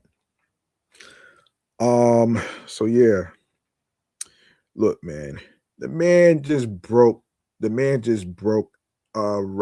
home run record by beating Darryl Strawberry in home runs. The man had 38 home runs, man. And to write him off because he's like a defensive liability. Look, we all saw what happened with Kodai Senga. The calf injury. We know that already. Um it's going to be very difficult and impossible to replace the power numbers that Pete Alonso did. And I know there's some Mets content creators. I'm not going to say their names on here that they'll say, "Oh, it's not about home runs and all that stuff. It's all about winning a championship and all that stuff." And then you have some individuals who are Pete Alonso haters. They write him off because he strikes out a lot. Look, every player is going to go through slumps, okay? I mean, even Mark Vientos went through a slump. Nobody is fucking perfect. And I guess I don't really understand why are some of the Mets fans basically writing Pete Alonso off. And you talk about liability. Listen, man. Even if you have Jorge Polanco, he's no Pete Alonso. He's no Pete Alonso at all. And he will be missed. And we thank you for your services as a New York Met. And like I said before, I'm not one of those people who writes players off based on the abilities of what he had.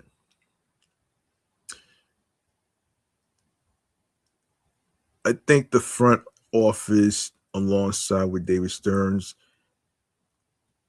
no, actually, it's mainly David Stearns, actually, who doesn't give long-term deals to baseball players.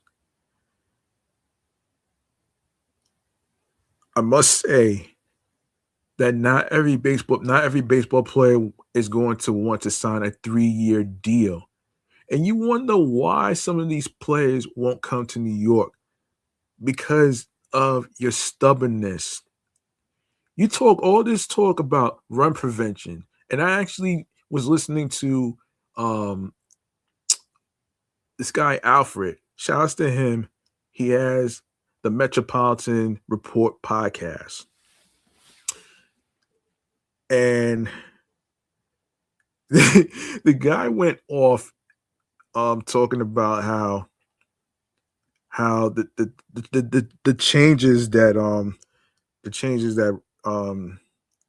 that David Stearns did, it doesn't really count as run prevention, man.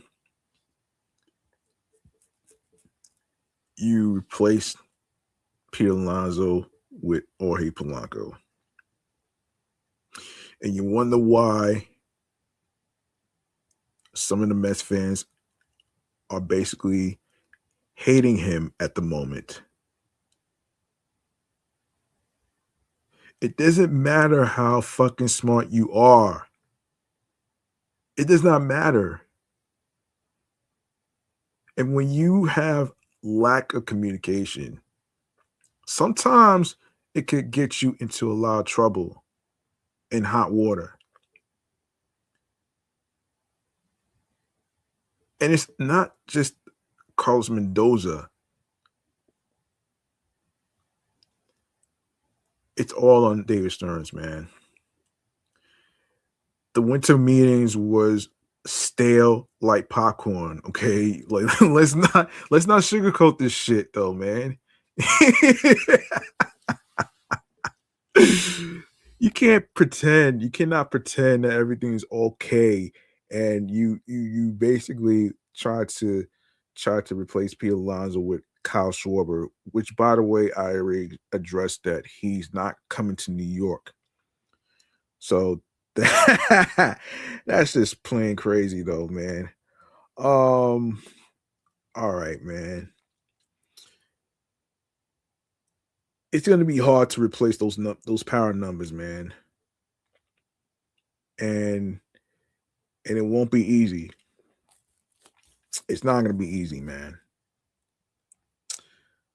All right. So good for Pete Alonso for following his heart, because the man already got a kid already with his wife. So, you know what I'm saying? So there you go. There you go right there. Let's see. let's see. Yes, Devin Williams. Let's talk about him actually. Um, I did see a Zoom. Hold on. I did see a Zoom interview. Was it a Zoom interview? I don't know. It was a live stream interview with it's a guy named what is it?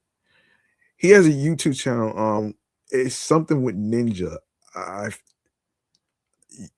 check check out that YouTube page. Hold on, hold on. I'm about to pull it up right. Hold on, I'm about to pull it up right now, actually.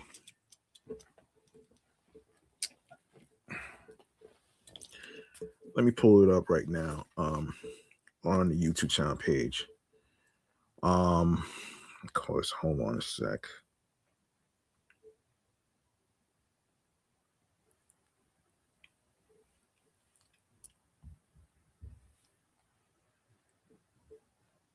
Is it? Let me see.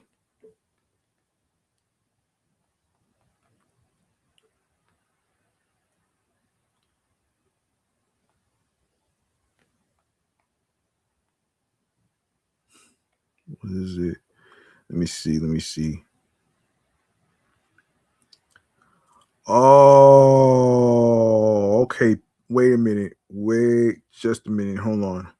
Let me make sure I got that right though. Let me see if I got that right though. Let me see. Let me see. Let me see. Let me see.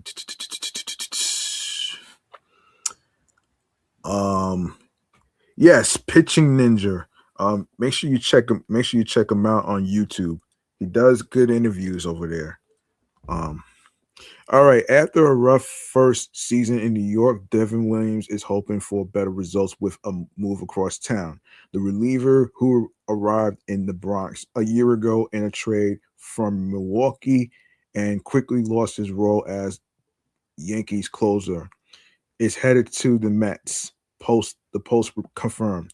The 31-year-old agreed to a 3-year, $51 million deal with some money deferred, according to the Post's John Heyman. Williams's move to Queens doesn't necessarily mean the end for Edwin Diaz with the Mets. Diaz opted out of the final 2 years of his contract earlier in the offseason and is a free agent, but the Mets remain interested in keeping him, even with Williams. According to sources, Diaz is coming off another stellar year with the Mets fully recovered from the torn patella tendon that cost him the 2023 season. Still, he turns 32 in March, and it's unclear if the Mets are willing to give him a lengthy deal. I just talked about that a few minutes ago, so so there you go. It will be another change of scenery for Williams, who was expected to lock down the closer role with the Yankees after starring with the Brewers, but instead struggled enough that he lost the job twice and for good, and they traded for David Bednar at the deadline. The move also reunites Williams and David Stearns, who was the Brewers general manager for most of Williams's time in Milwaukee. But the Mets won't necessarily hand the ninth inning to Williams, who first landed in Mets lore when he allowed Pete Alonso series altering homer in Game 3 of the 2024 Wild Card Series in Milwaukee. A lot of New York fans are not going to really forget that. Williams then went to the Yankees and initially fell on his face. Pulled from the closer role in April with an 11.25 ERA over his first 10 appearances. He got the closer job back in early June, but faltered again. Williams recovered and pitched well in a setup role, especially in September when he threw 9 scoreless innings in 9 appearances. He followed that up with a solid showing in the postseason. Williams ended the regular season with an ugly ERA of 4.79, a career worst, and while his strikeout rate dipped, Other Some other advanced metrics indicated Williams was a victim of at least some bad luck. The Mets are betting on that being the case and on Williams being able to ultimately handle the spotlight. After the Yankees were knocked out of the ALDS by the Blue Jays, Williams said he was definitely open to return to the Bronx. That's hardly surprising for a prospective free agent, but he detailed why he'd be more prepared for what would be in store for him if he remained with the team and in New York for 6 seasons in the small market Milwaukee. This place has definitely grown on me, Williams said of the Bronx. I appreciate the fans and their eagerness to win. Asked if that took time to get used to, Williams said. Um it did a little, but I would say that they are fans and they just want to see their team win. That's the job we have to do, and I definitely be up for coming back. While he won't be returning to the Yankees, perhaps his season with them will ease the transition to Citi Field. His signing is part of what's already been a busy off season for David Stearns as the Mets have shaken up their coaching staff and traded Brendan Nimmo to the Rangers for Marcus Semien. 35 years old, man. And Alonzo Williams' former nemesis also remains a free agent. The Mets are looking to rebound from their historic collapse with more help likely coming for the rotation, as Stern said following the Nimmo trade. Running it back with the same roster wasn't the right thing to do. Yeah, he signed. Yeah, so he's with the Mets right now. Actually, he is on the roster. He's on the roster right now. So there you go. Let's see. I want to get to Jeff McNeill. I want to get to Jeff McNeill actually. So this is from Mesmerize Online. The Mets' season might be over, but the injury bug continues to cast its shadow on 2025. Joel Sherman of the New York Post reported that Jeff McNeill is recovering from a minor procedure he had shortly after the Mets' season ended. McNeill's agent, Garrett Parcell, described the surgery as a minor procedure for thoracic outlet syndrome, and the pain impacted McNeill's swing late in the season. The 33-year-old already has good range of motion and plans on being ready for spring training with no limitations. Notably, former Mets pitcher Zach Wheeler's season ended abruptly due to a thoracic outlet syndrome.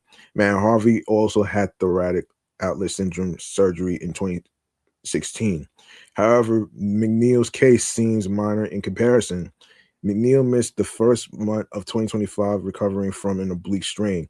When he returned, the utility player hit 256, 348, 451 with a WRC plus of 124 through the end of August. However, in September, McNeill mustered a 187, 274, 240 line with a 53 WRC plus.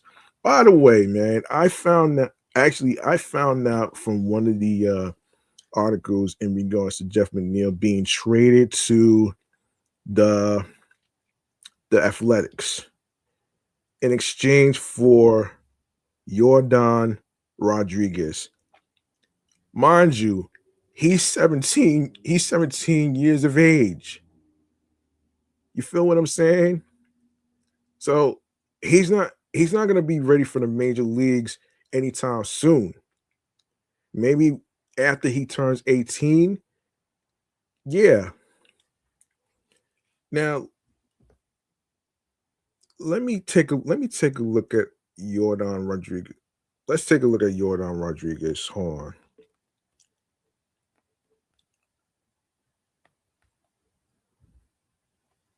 Let's take a look at Yordan Rodriguez. Yeah, let's see. Damn, 2 hours already. Okay. Okay. All right. So there was a time when a 111 WRC plus from a familiar face would have bought plenty of patience in Queens. This winter, it brought Jeff McNeill a one-way ticket out. The New York Mets, under president of baseball operations David Stearns, are no longer operating on nostalgia or or comfort. They are acting with intent.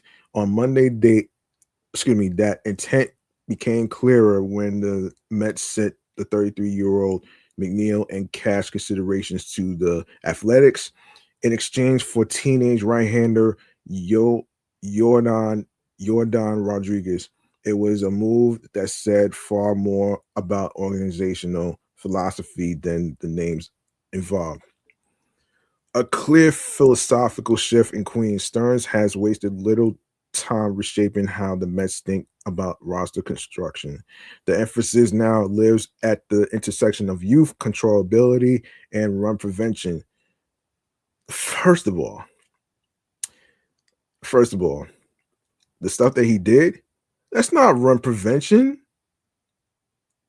Anyway, man, a sharp pivot from the expensive aging cores that defined recent seasons. That shift has not been subtle, and McNeill became its latest example.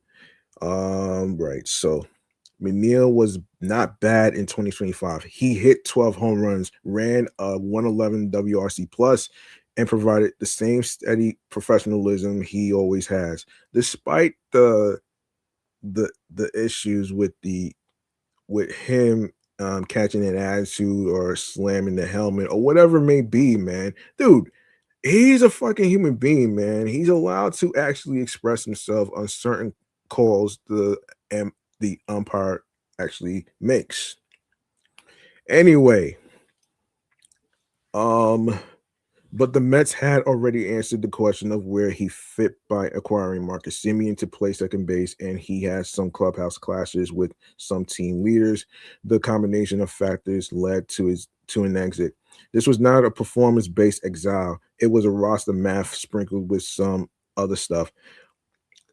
So why did the Mets make this trade now? The trade itself was not about maximizing return. The Mets did not flip McNeill for a nearly ready arm or an impact bat.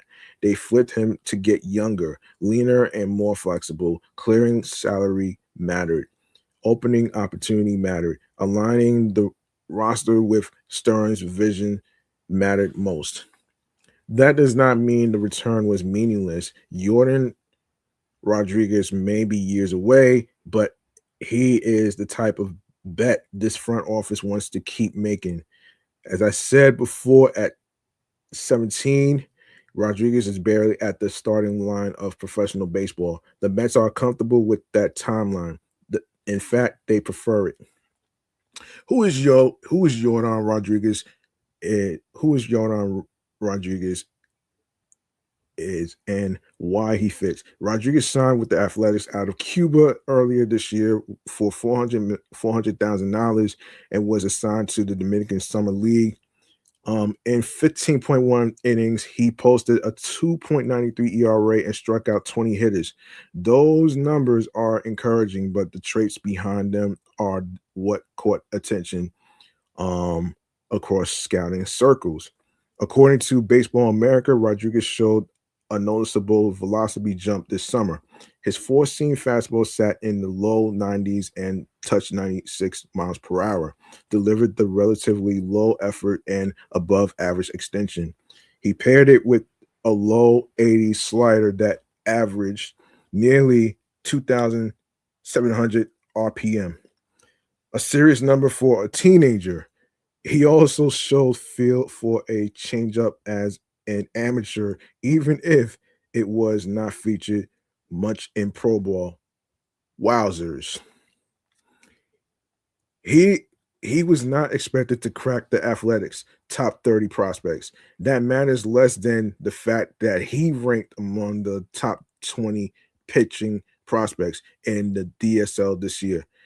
According to Ben Badler, scouts believe there are real starter traits here, even if everything is still raw.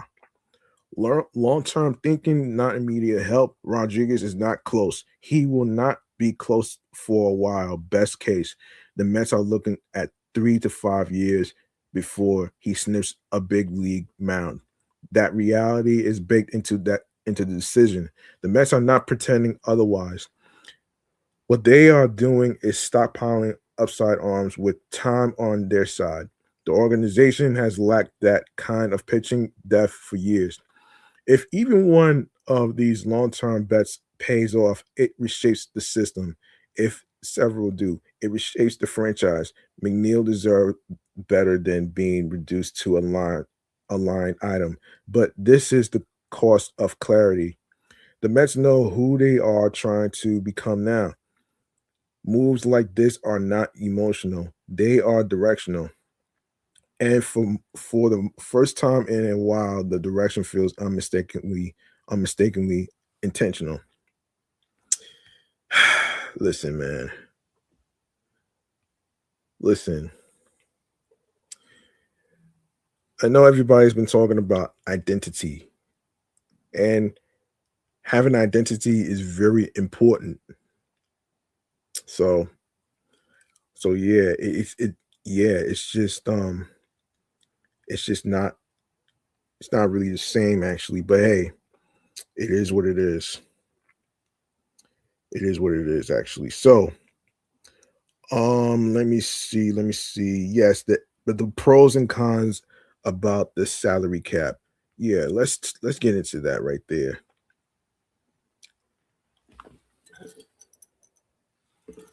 Okay, pros and cons coming up. Pros and cons. Let me see. Pros and cons. Let me see. Okay, pros and cons. Let me see. Okay, pros and cons. Where are you? Pros and cons. Let me see this. Okay, here we go. Pros and cons of the salary cap in baseball. All right, so let's get into this actually. So the Dodgers, hold on a minute here. The Dodgers are ruining baseball. It's a familiar rant this postseason, as the Los Angeles Dodgers have sliced and diced their way through Cincinnati, Philadelphia, and Milwaukee, all while losing just one game, with a payroll just a few $1,000,000 away from being the highest in Major League Baseball. Fans and pundits are either jealous or genuinely worried about the finances of the game. Is a salary cap the solution? Does MLB need to institute a salary floor to make other owners spend more money on player salaries? Does the game need both? Does it need neither? We're going to take a look at the pros and cons of the salary cap. A hard salary cap promises clarity. Owners would gain predictable payroll ranges tied to league revenues, which makes budgeting and valuation simpler and reduces the risk that a handful of teams distort the market by spending without constraint. That kind of cost certainty is attractive to investors and broadcasters because it limits outlier spending and can make franchise valuations more uniform across markets. From a competition standpoint, a cap is meant to prevent a small set of deep-pocketed clubs from assembling perennial super teams, which should increase the theoretical chance that any club can compete in free agency and postseason play. Let's see. On the player side, though, a cap directly limits total spending. Star players would see their bargaining power constrained, and long-term market rates could be lower than in an open market. The players' union has historically resisted a hard cap because it transfers upside from players to owners and reduces the open market dynamics that have delivered record contracts in recent years. A cap also introduces new gaming incentives. Teams might convert salary into bonuses, deferred pay, or complex contract structures to sidestep cap constraints. A hard cap, therefore, often requires elaborate rules and enforcement mechanisms that can create loopholes and contention. A cap can also interact with baseball's revenue model in awkward ways. MLB relies heavily on local media deals and even uneven local revenues, which means tying a league-wide cap to revenues could disproportionately affect small market franchises that already face income lower income. Critics argue a cap won't magically cure competitive imbalance because the gulf in organizational competence, scouting, analytics, and market appeal still matters. Historical analysis suggests that while caps can nudge parity in other sports, baseball's long season, minor league development pipelines, and multi-year contracts mean roster advantages persist even under spending limits. Fan reaction is mixed. Casual fans often favor anything that seems to restore competitive balance, but many fans also enjoy the drama of big market signings and rivalries born from heavy investments. A cap risk alienating fans who see it as penalizing excellence or owners who made sustained investments to build top teams. Implementing a cap would likely require trade-offs in revenue sharing, luxury tax structure, and draft rules to avoid unintended consequences. And those trade-offs will shape whether fans perceive the change as fair or punitive. Salary floor pros and cons. A salary floor forces baseline investment in teams and tries to eliminate extreme underspending that leaves some rosters non-competitive. The main positive is that a floor targets a cheap ownership problem without directly capping top spenders. By creating a minimum payroll requirement, owners who have skirted meaningful investments would be compelled to put more money into players' salaries. Okay, so that in turn raises the overall quality of pay, reduces the number of severely non-competitive teams, and help maintain fan interest in markets where ownership has prioritized profits over on-field product.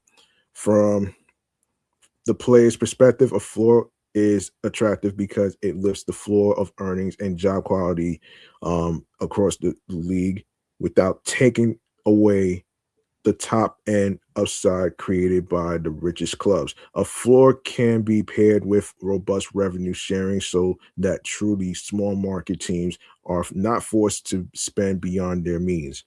The result can be a healthier middle class of teams that can keep veterans and sign mid-level free agents, which improves both competitiveness and roster depth. However, there are drawbacks. A floor that is too high can push marginal franchises into financial strain, especially if their local revenues are weak or if their stadium deals and media rights do not keep up. Owners will argue a forced minimum interferes with their right to operate a business according to their strategy. A floor also needs enforcement and penalties for non-compliance, and those penalties must be balanced so they do not simply become another budgetary pass through that owners accept as a cost of doing business. There is also the political problem that a floor does not directly stop the biggest spenders from maintaining their advantages. Large market teams can still outspend mid-market clubs on elite free agents and extensions, which means a floor alone does not eliminate superstar concentration. Critics say the best approach may be floor plus ineffective luxury tax escalation, because that pair pressures the extremes on both ends while preserving market-driven signings. Recent reporting and opinion pieces have emphasized that a floor would target what many see as the more damaging behavior: owners who take shared revenues and refuse to reinvest them into their teams. A final con is perception. Fans want to see owners invest, but some will interpret a floor as the league policing budgets. That debate plays into broader public narratives about fairness, local stewardship, and the relationship between team success and community identity. Excuse me. Which is better for baseball when all factors considered? I don't know about that.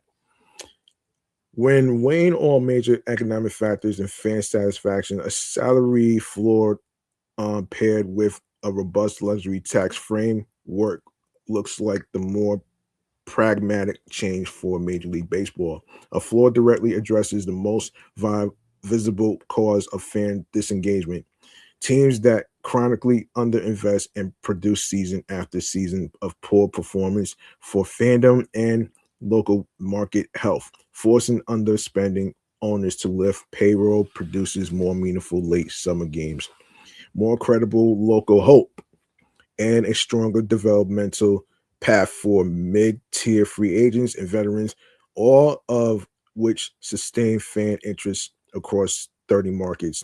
Economically, a floor is less disruptive to the revenue generating engine of the sport. It deserves the ability of clubs to attract top talent and for players to realize premium contracts. It also avoids the complicated, often adverse adver, adversarial realignments that a hard cap would bring to player compensation and competitive dynamics. Pairing a floor with harsher graduated luxury tax penalties for very high spenders closes the gap more efficiently than a cap alone, because it nudges both the bottom and top toward a narrower, healthier band of payroll behavior. A combined approach is not a perfect cure. It requires careful calibration. So small market clubs are supported through revenue sharing and incentives rather than punished. It also requires transparency and enforcement to ensure the floor is meaningful and that luxury tax revenues are used to uplift competitive balance.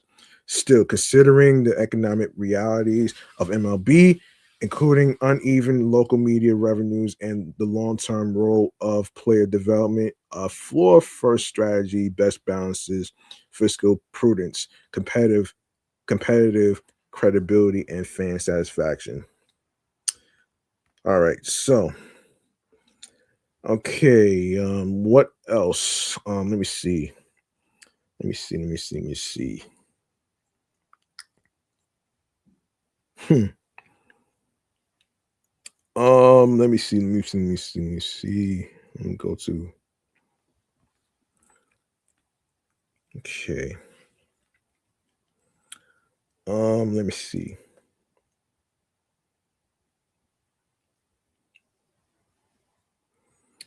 All righty then. Um.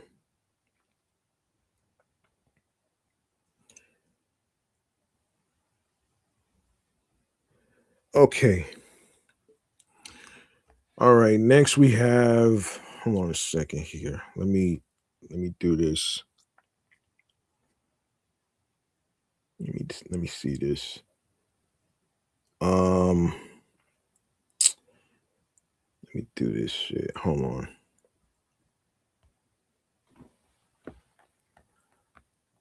Francisco Lindor recovers from surgery.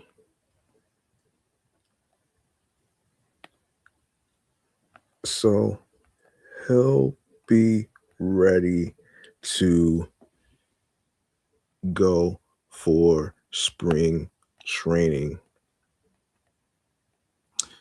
Okay, cool. Let's see. All right.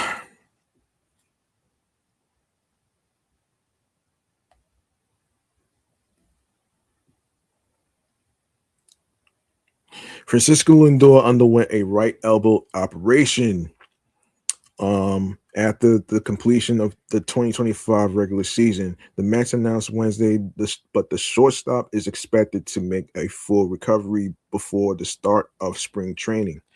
The surgery, a right elbow debridement, came 2 years after Lindor underwent a procedure to remove bone spurs from the same elbow. Despite numerous injuries over the past 3 years, Lindor has remained one of baseball's modern Iron Men, averaging 157 games per season in those campaigns. He appeared in all but 2 games in 2025, leading the majors with 732 plate appearances. The only games Lindor missed came at the beginning of June when he broke his right pinky toe after being hit on the foot by a slider from the Dodgers' Tony Gonsolin. Any lingering discomfort from that injury did not appear to impact Lindor's on-field performance.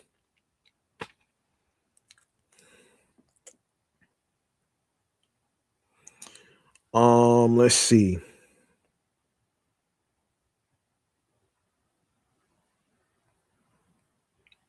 Let me see something here.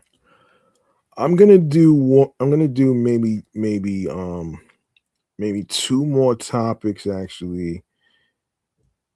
And I'll probably talk about LA Dodgers not ruining baseball. Cheapskate owners are doing it for another time because I have to get ready for dinner. All right. Let's get to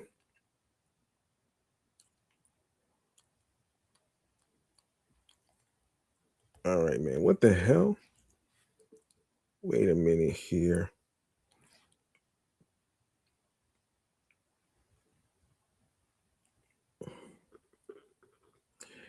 All right. Let me see. Where was I? Yeah. Any lingering discomfort from that injury did not appear to impact Lindor's on-field performance. Despite a mid-season slump, he posted an 812 OPS and reached the 30-30 mark for the second time in his career, recording 31 home runs and 31 stolen bases. Lindor also made his first All-Star team with the Mets, and earlier on Wednesday was named a Silver Slugger finalist.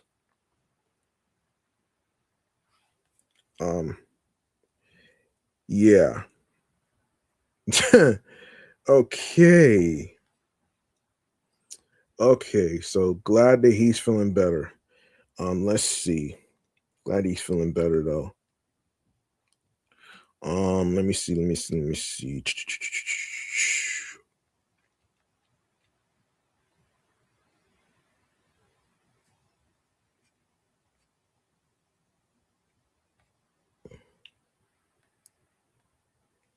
All right. Yeah, I'm gonna wrap up real soon actually. So yeah, I'm gonna wrap up real soon. Let me see. Okay. Mesmerized. Okay, according to Mesmerized, analyzing Mets 2025 decision ruled 5 decisions. So a full recap of what happened. With the off season in full swing, it's time for teams to look internally to decide which players they want to protect in the Rule 5 draft. While the draft is December 10th, already took place on December 10th during the winter meetings. The deadline to protect players from being selected and add them to a 40-man roster that took place on Tuesday, November 18th, at 6 p.m. Eastern.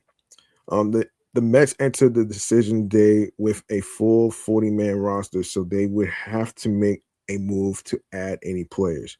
As a quick refresher, minor league players become eligible at either the fourth draft after their original signing, or the fifth draft. Players on the 40-man roster are exempt. Hence the importance of the protection deadline. If a player is selected in the draft, the player must remain on his new team's major roster for the entire season. Otherwise, he returns to his original team. The most recent example of this is when the Mets didn't protect left-handed pitcher Nate Lavender in 2024, and the Rays selected him. However, the Rays designated him for assignment at the end of the season, thus returning him to the Mets, which I talked about in the previous episode. The Mets didn't predict any players in 2024 and only protected outfielder Alex Ramirez in 2023. A small group is usually selected as space on the 40-man roster is coveted and limited. With that, let's examine the Rule 5 eligible players the Mets front office will have to consider adding to the 40-man roster before Tuesday's day. Okay, so Nick Morabito, the likeliest to be added to the 40-man roster. Nick Morabito has quickly ascended the ranks of the Mets farm system. In just 300 minor league games, he owns 291, 381, 389 line with 327 hits, 54 doubles, 10 triples, 118 RBIs, 143 walks, 276 strikeouts, and most impressively, 130 stolen bases. A speed demon, he could play all three outfield spots and excels defensively. The 22-year-old is fresh off a stellar AFL campaign where he hit an absurd 362, 450, 464 across 17 games, stealing 16 bases out of lead-off spot. While he likely won't make his MLB debut in 2026, Morabito could be stealing bases in Queens come to 2027. Damn. All right, so right-handed pitcher Saul Garcia, 50-50 odds on being added to the 40-man roster. Kevin Parada wasn't added, actually, so you know what I'm saying? He wasn't added. Douglas Orellana, not added. Joel Diaz, not added. DeAndre Smith, not added. Felipe De La Cruz, not added. Jonder Suarez, not added. And Ronald Hernandez, catcher, first baseman, not added as well. So there you go right there. There you go right there. And one more thing before I get up out of here is the Mets added a pitcher. They added a pitcher, actually. So let me see. They added a pitcher, actually. So let me just find where. Hold on. They added a pitcher. Hang on a minute. Hang on. Let me see. Let me see. They added a pitcher. Let me see who this is. Yeah, it's let me find it. Let me find that first. Okay. So this is probably going to be the last topic because I have to wrap up for dinner. So let me see. So the New York Mets have added a new arm, claiming right-hander Cooper Criswell off of waivers. Criswell was designated.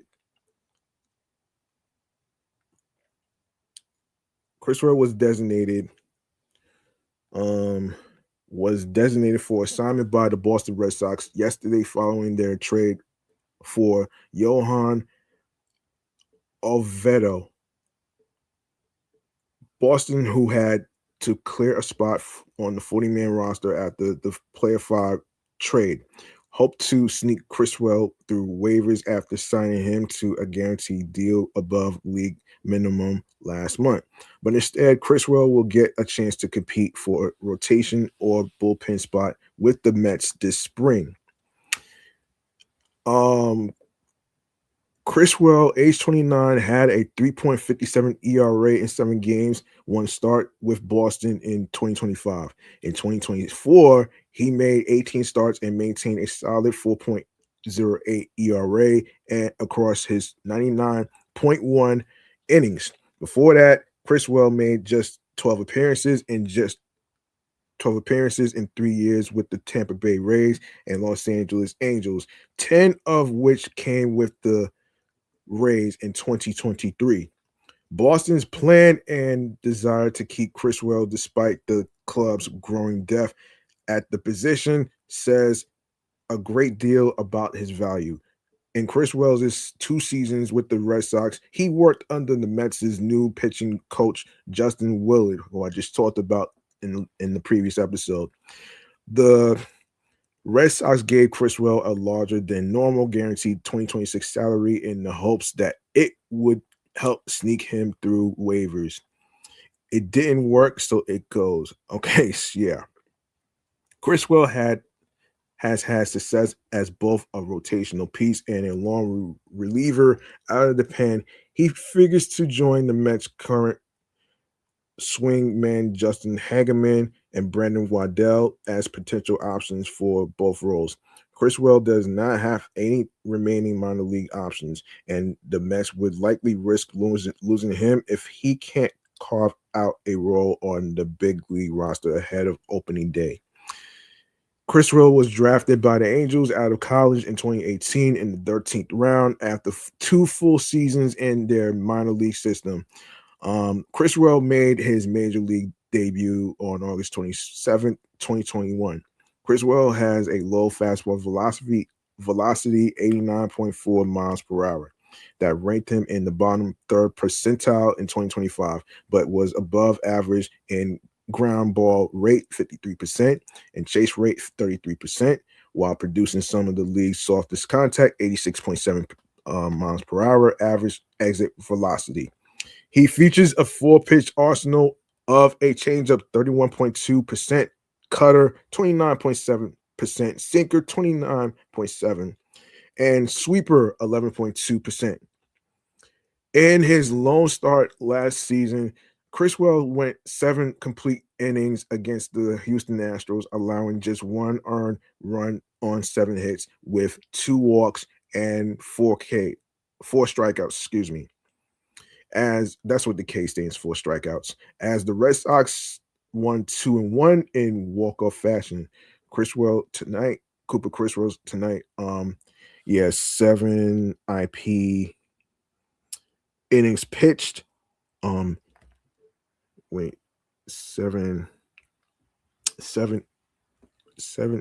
hits, one error, 2 walks, 4 strikeouts. Best possible start you could hope for. Stepped up in a huge way. Sox tied up in a game you probably didn't expect them to be. Anyway, the Mets are wise to take a flyer on a player like Criswell, who has proven an ability to have success out of multiple roles. New York's pitching situation is clearly far from sorted out, but adding Criswell can potentially help fill a spot in the bullpen or rotation as a depth piece, which still 2 glaring needs for the club. Expect David Stearns to continue to be active in adding fringe pieces like Criswell, while still targeting the frontline starter that the team desperately needs. All right, I'm gonna wrap up right here, man. Whatever topic I'm not gonna have time to get to. One of the topics was about the Los Angeles Dodgers are not ruining baseball. Cheapskate owners are doing it. I'm gonna have to save that for another time, actually, because I have to get ready for dinner. So there you go, right there, folks. All right, so there you go. Now, I'm putting myself on screen. And we're going to go to stream choices on the go. Oh, sorry. That's not it. Hold on. Yes, there we go. Stream choices on the go. All right, let's do this.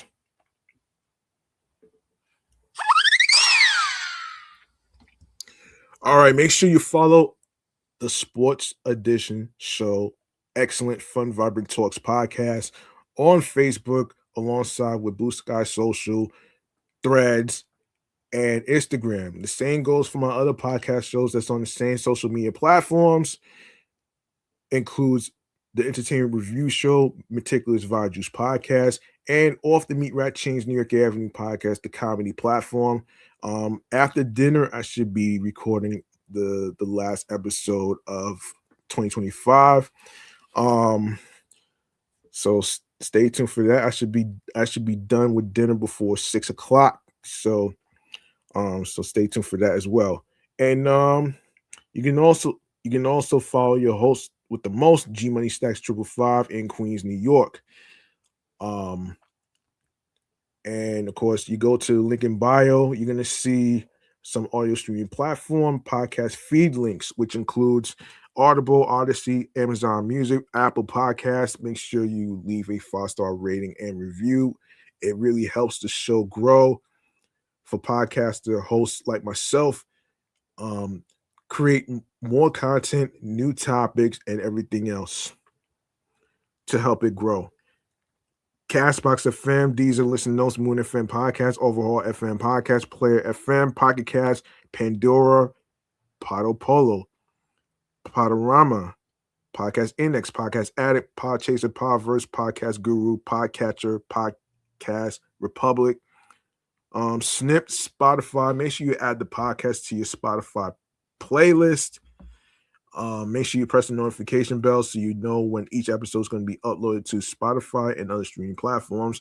You can also listen to the episodes on Spotify for creators, TuneIn Radio, Fountain, Good Pods, iHeartRadio, the #1 app where you can listen to your favorite music artists like your rappers, singers, R&B, pop stars, rock and roll artists, hip hop artists, and alongside with your favorite radio stations, AM and FM. And of course, you can listen to the podcast episodes for free. You don't need a credit card or debit card to download iHeartRadio. All you need to do is download iHeartRadio onto your phones, your iPhones, Android phones, iPads, Android tablets. Laptops are included. Apple Mac and Dell laptop models, including Windows 10 and Windows 11. All right.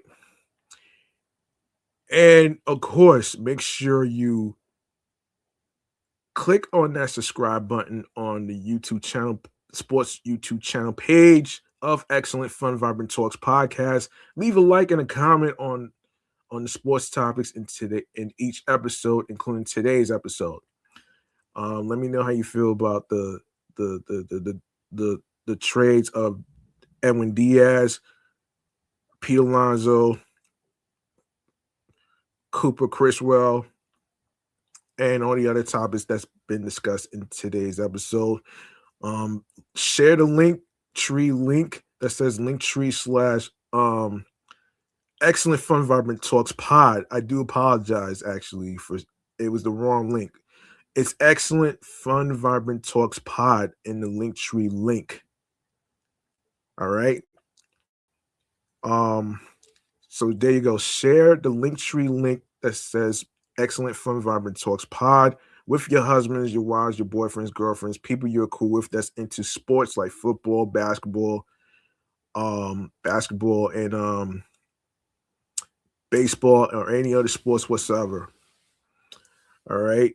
And of course,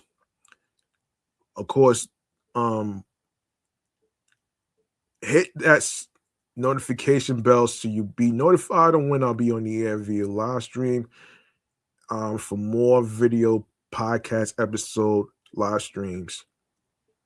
And of course, before I forget, make sure you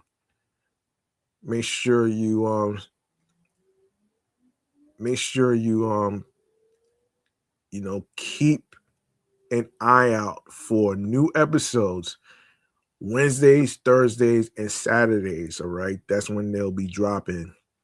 All right. And yeah, that's gonna do it for me, man. I'm your man G Money Stacks, aka the Gregonator, your host with the most. Your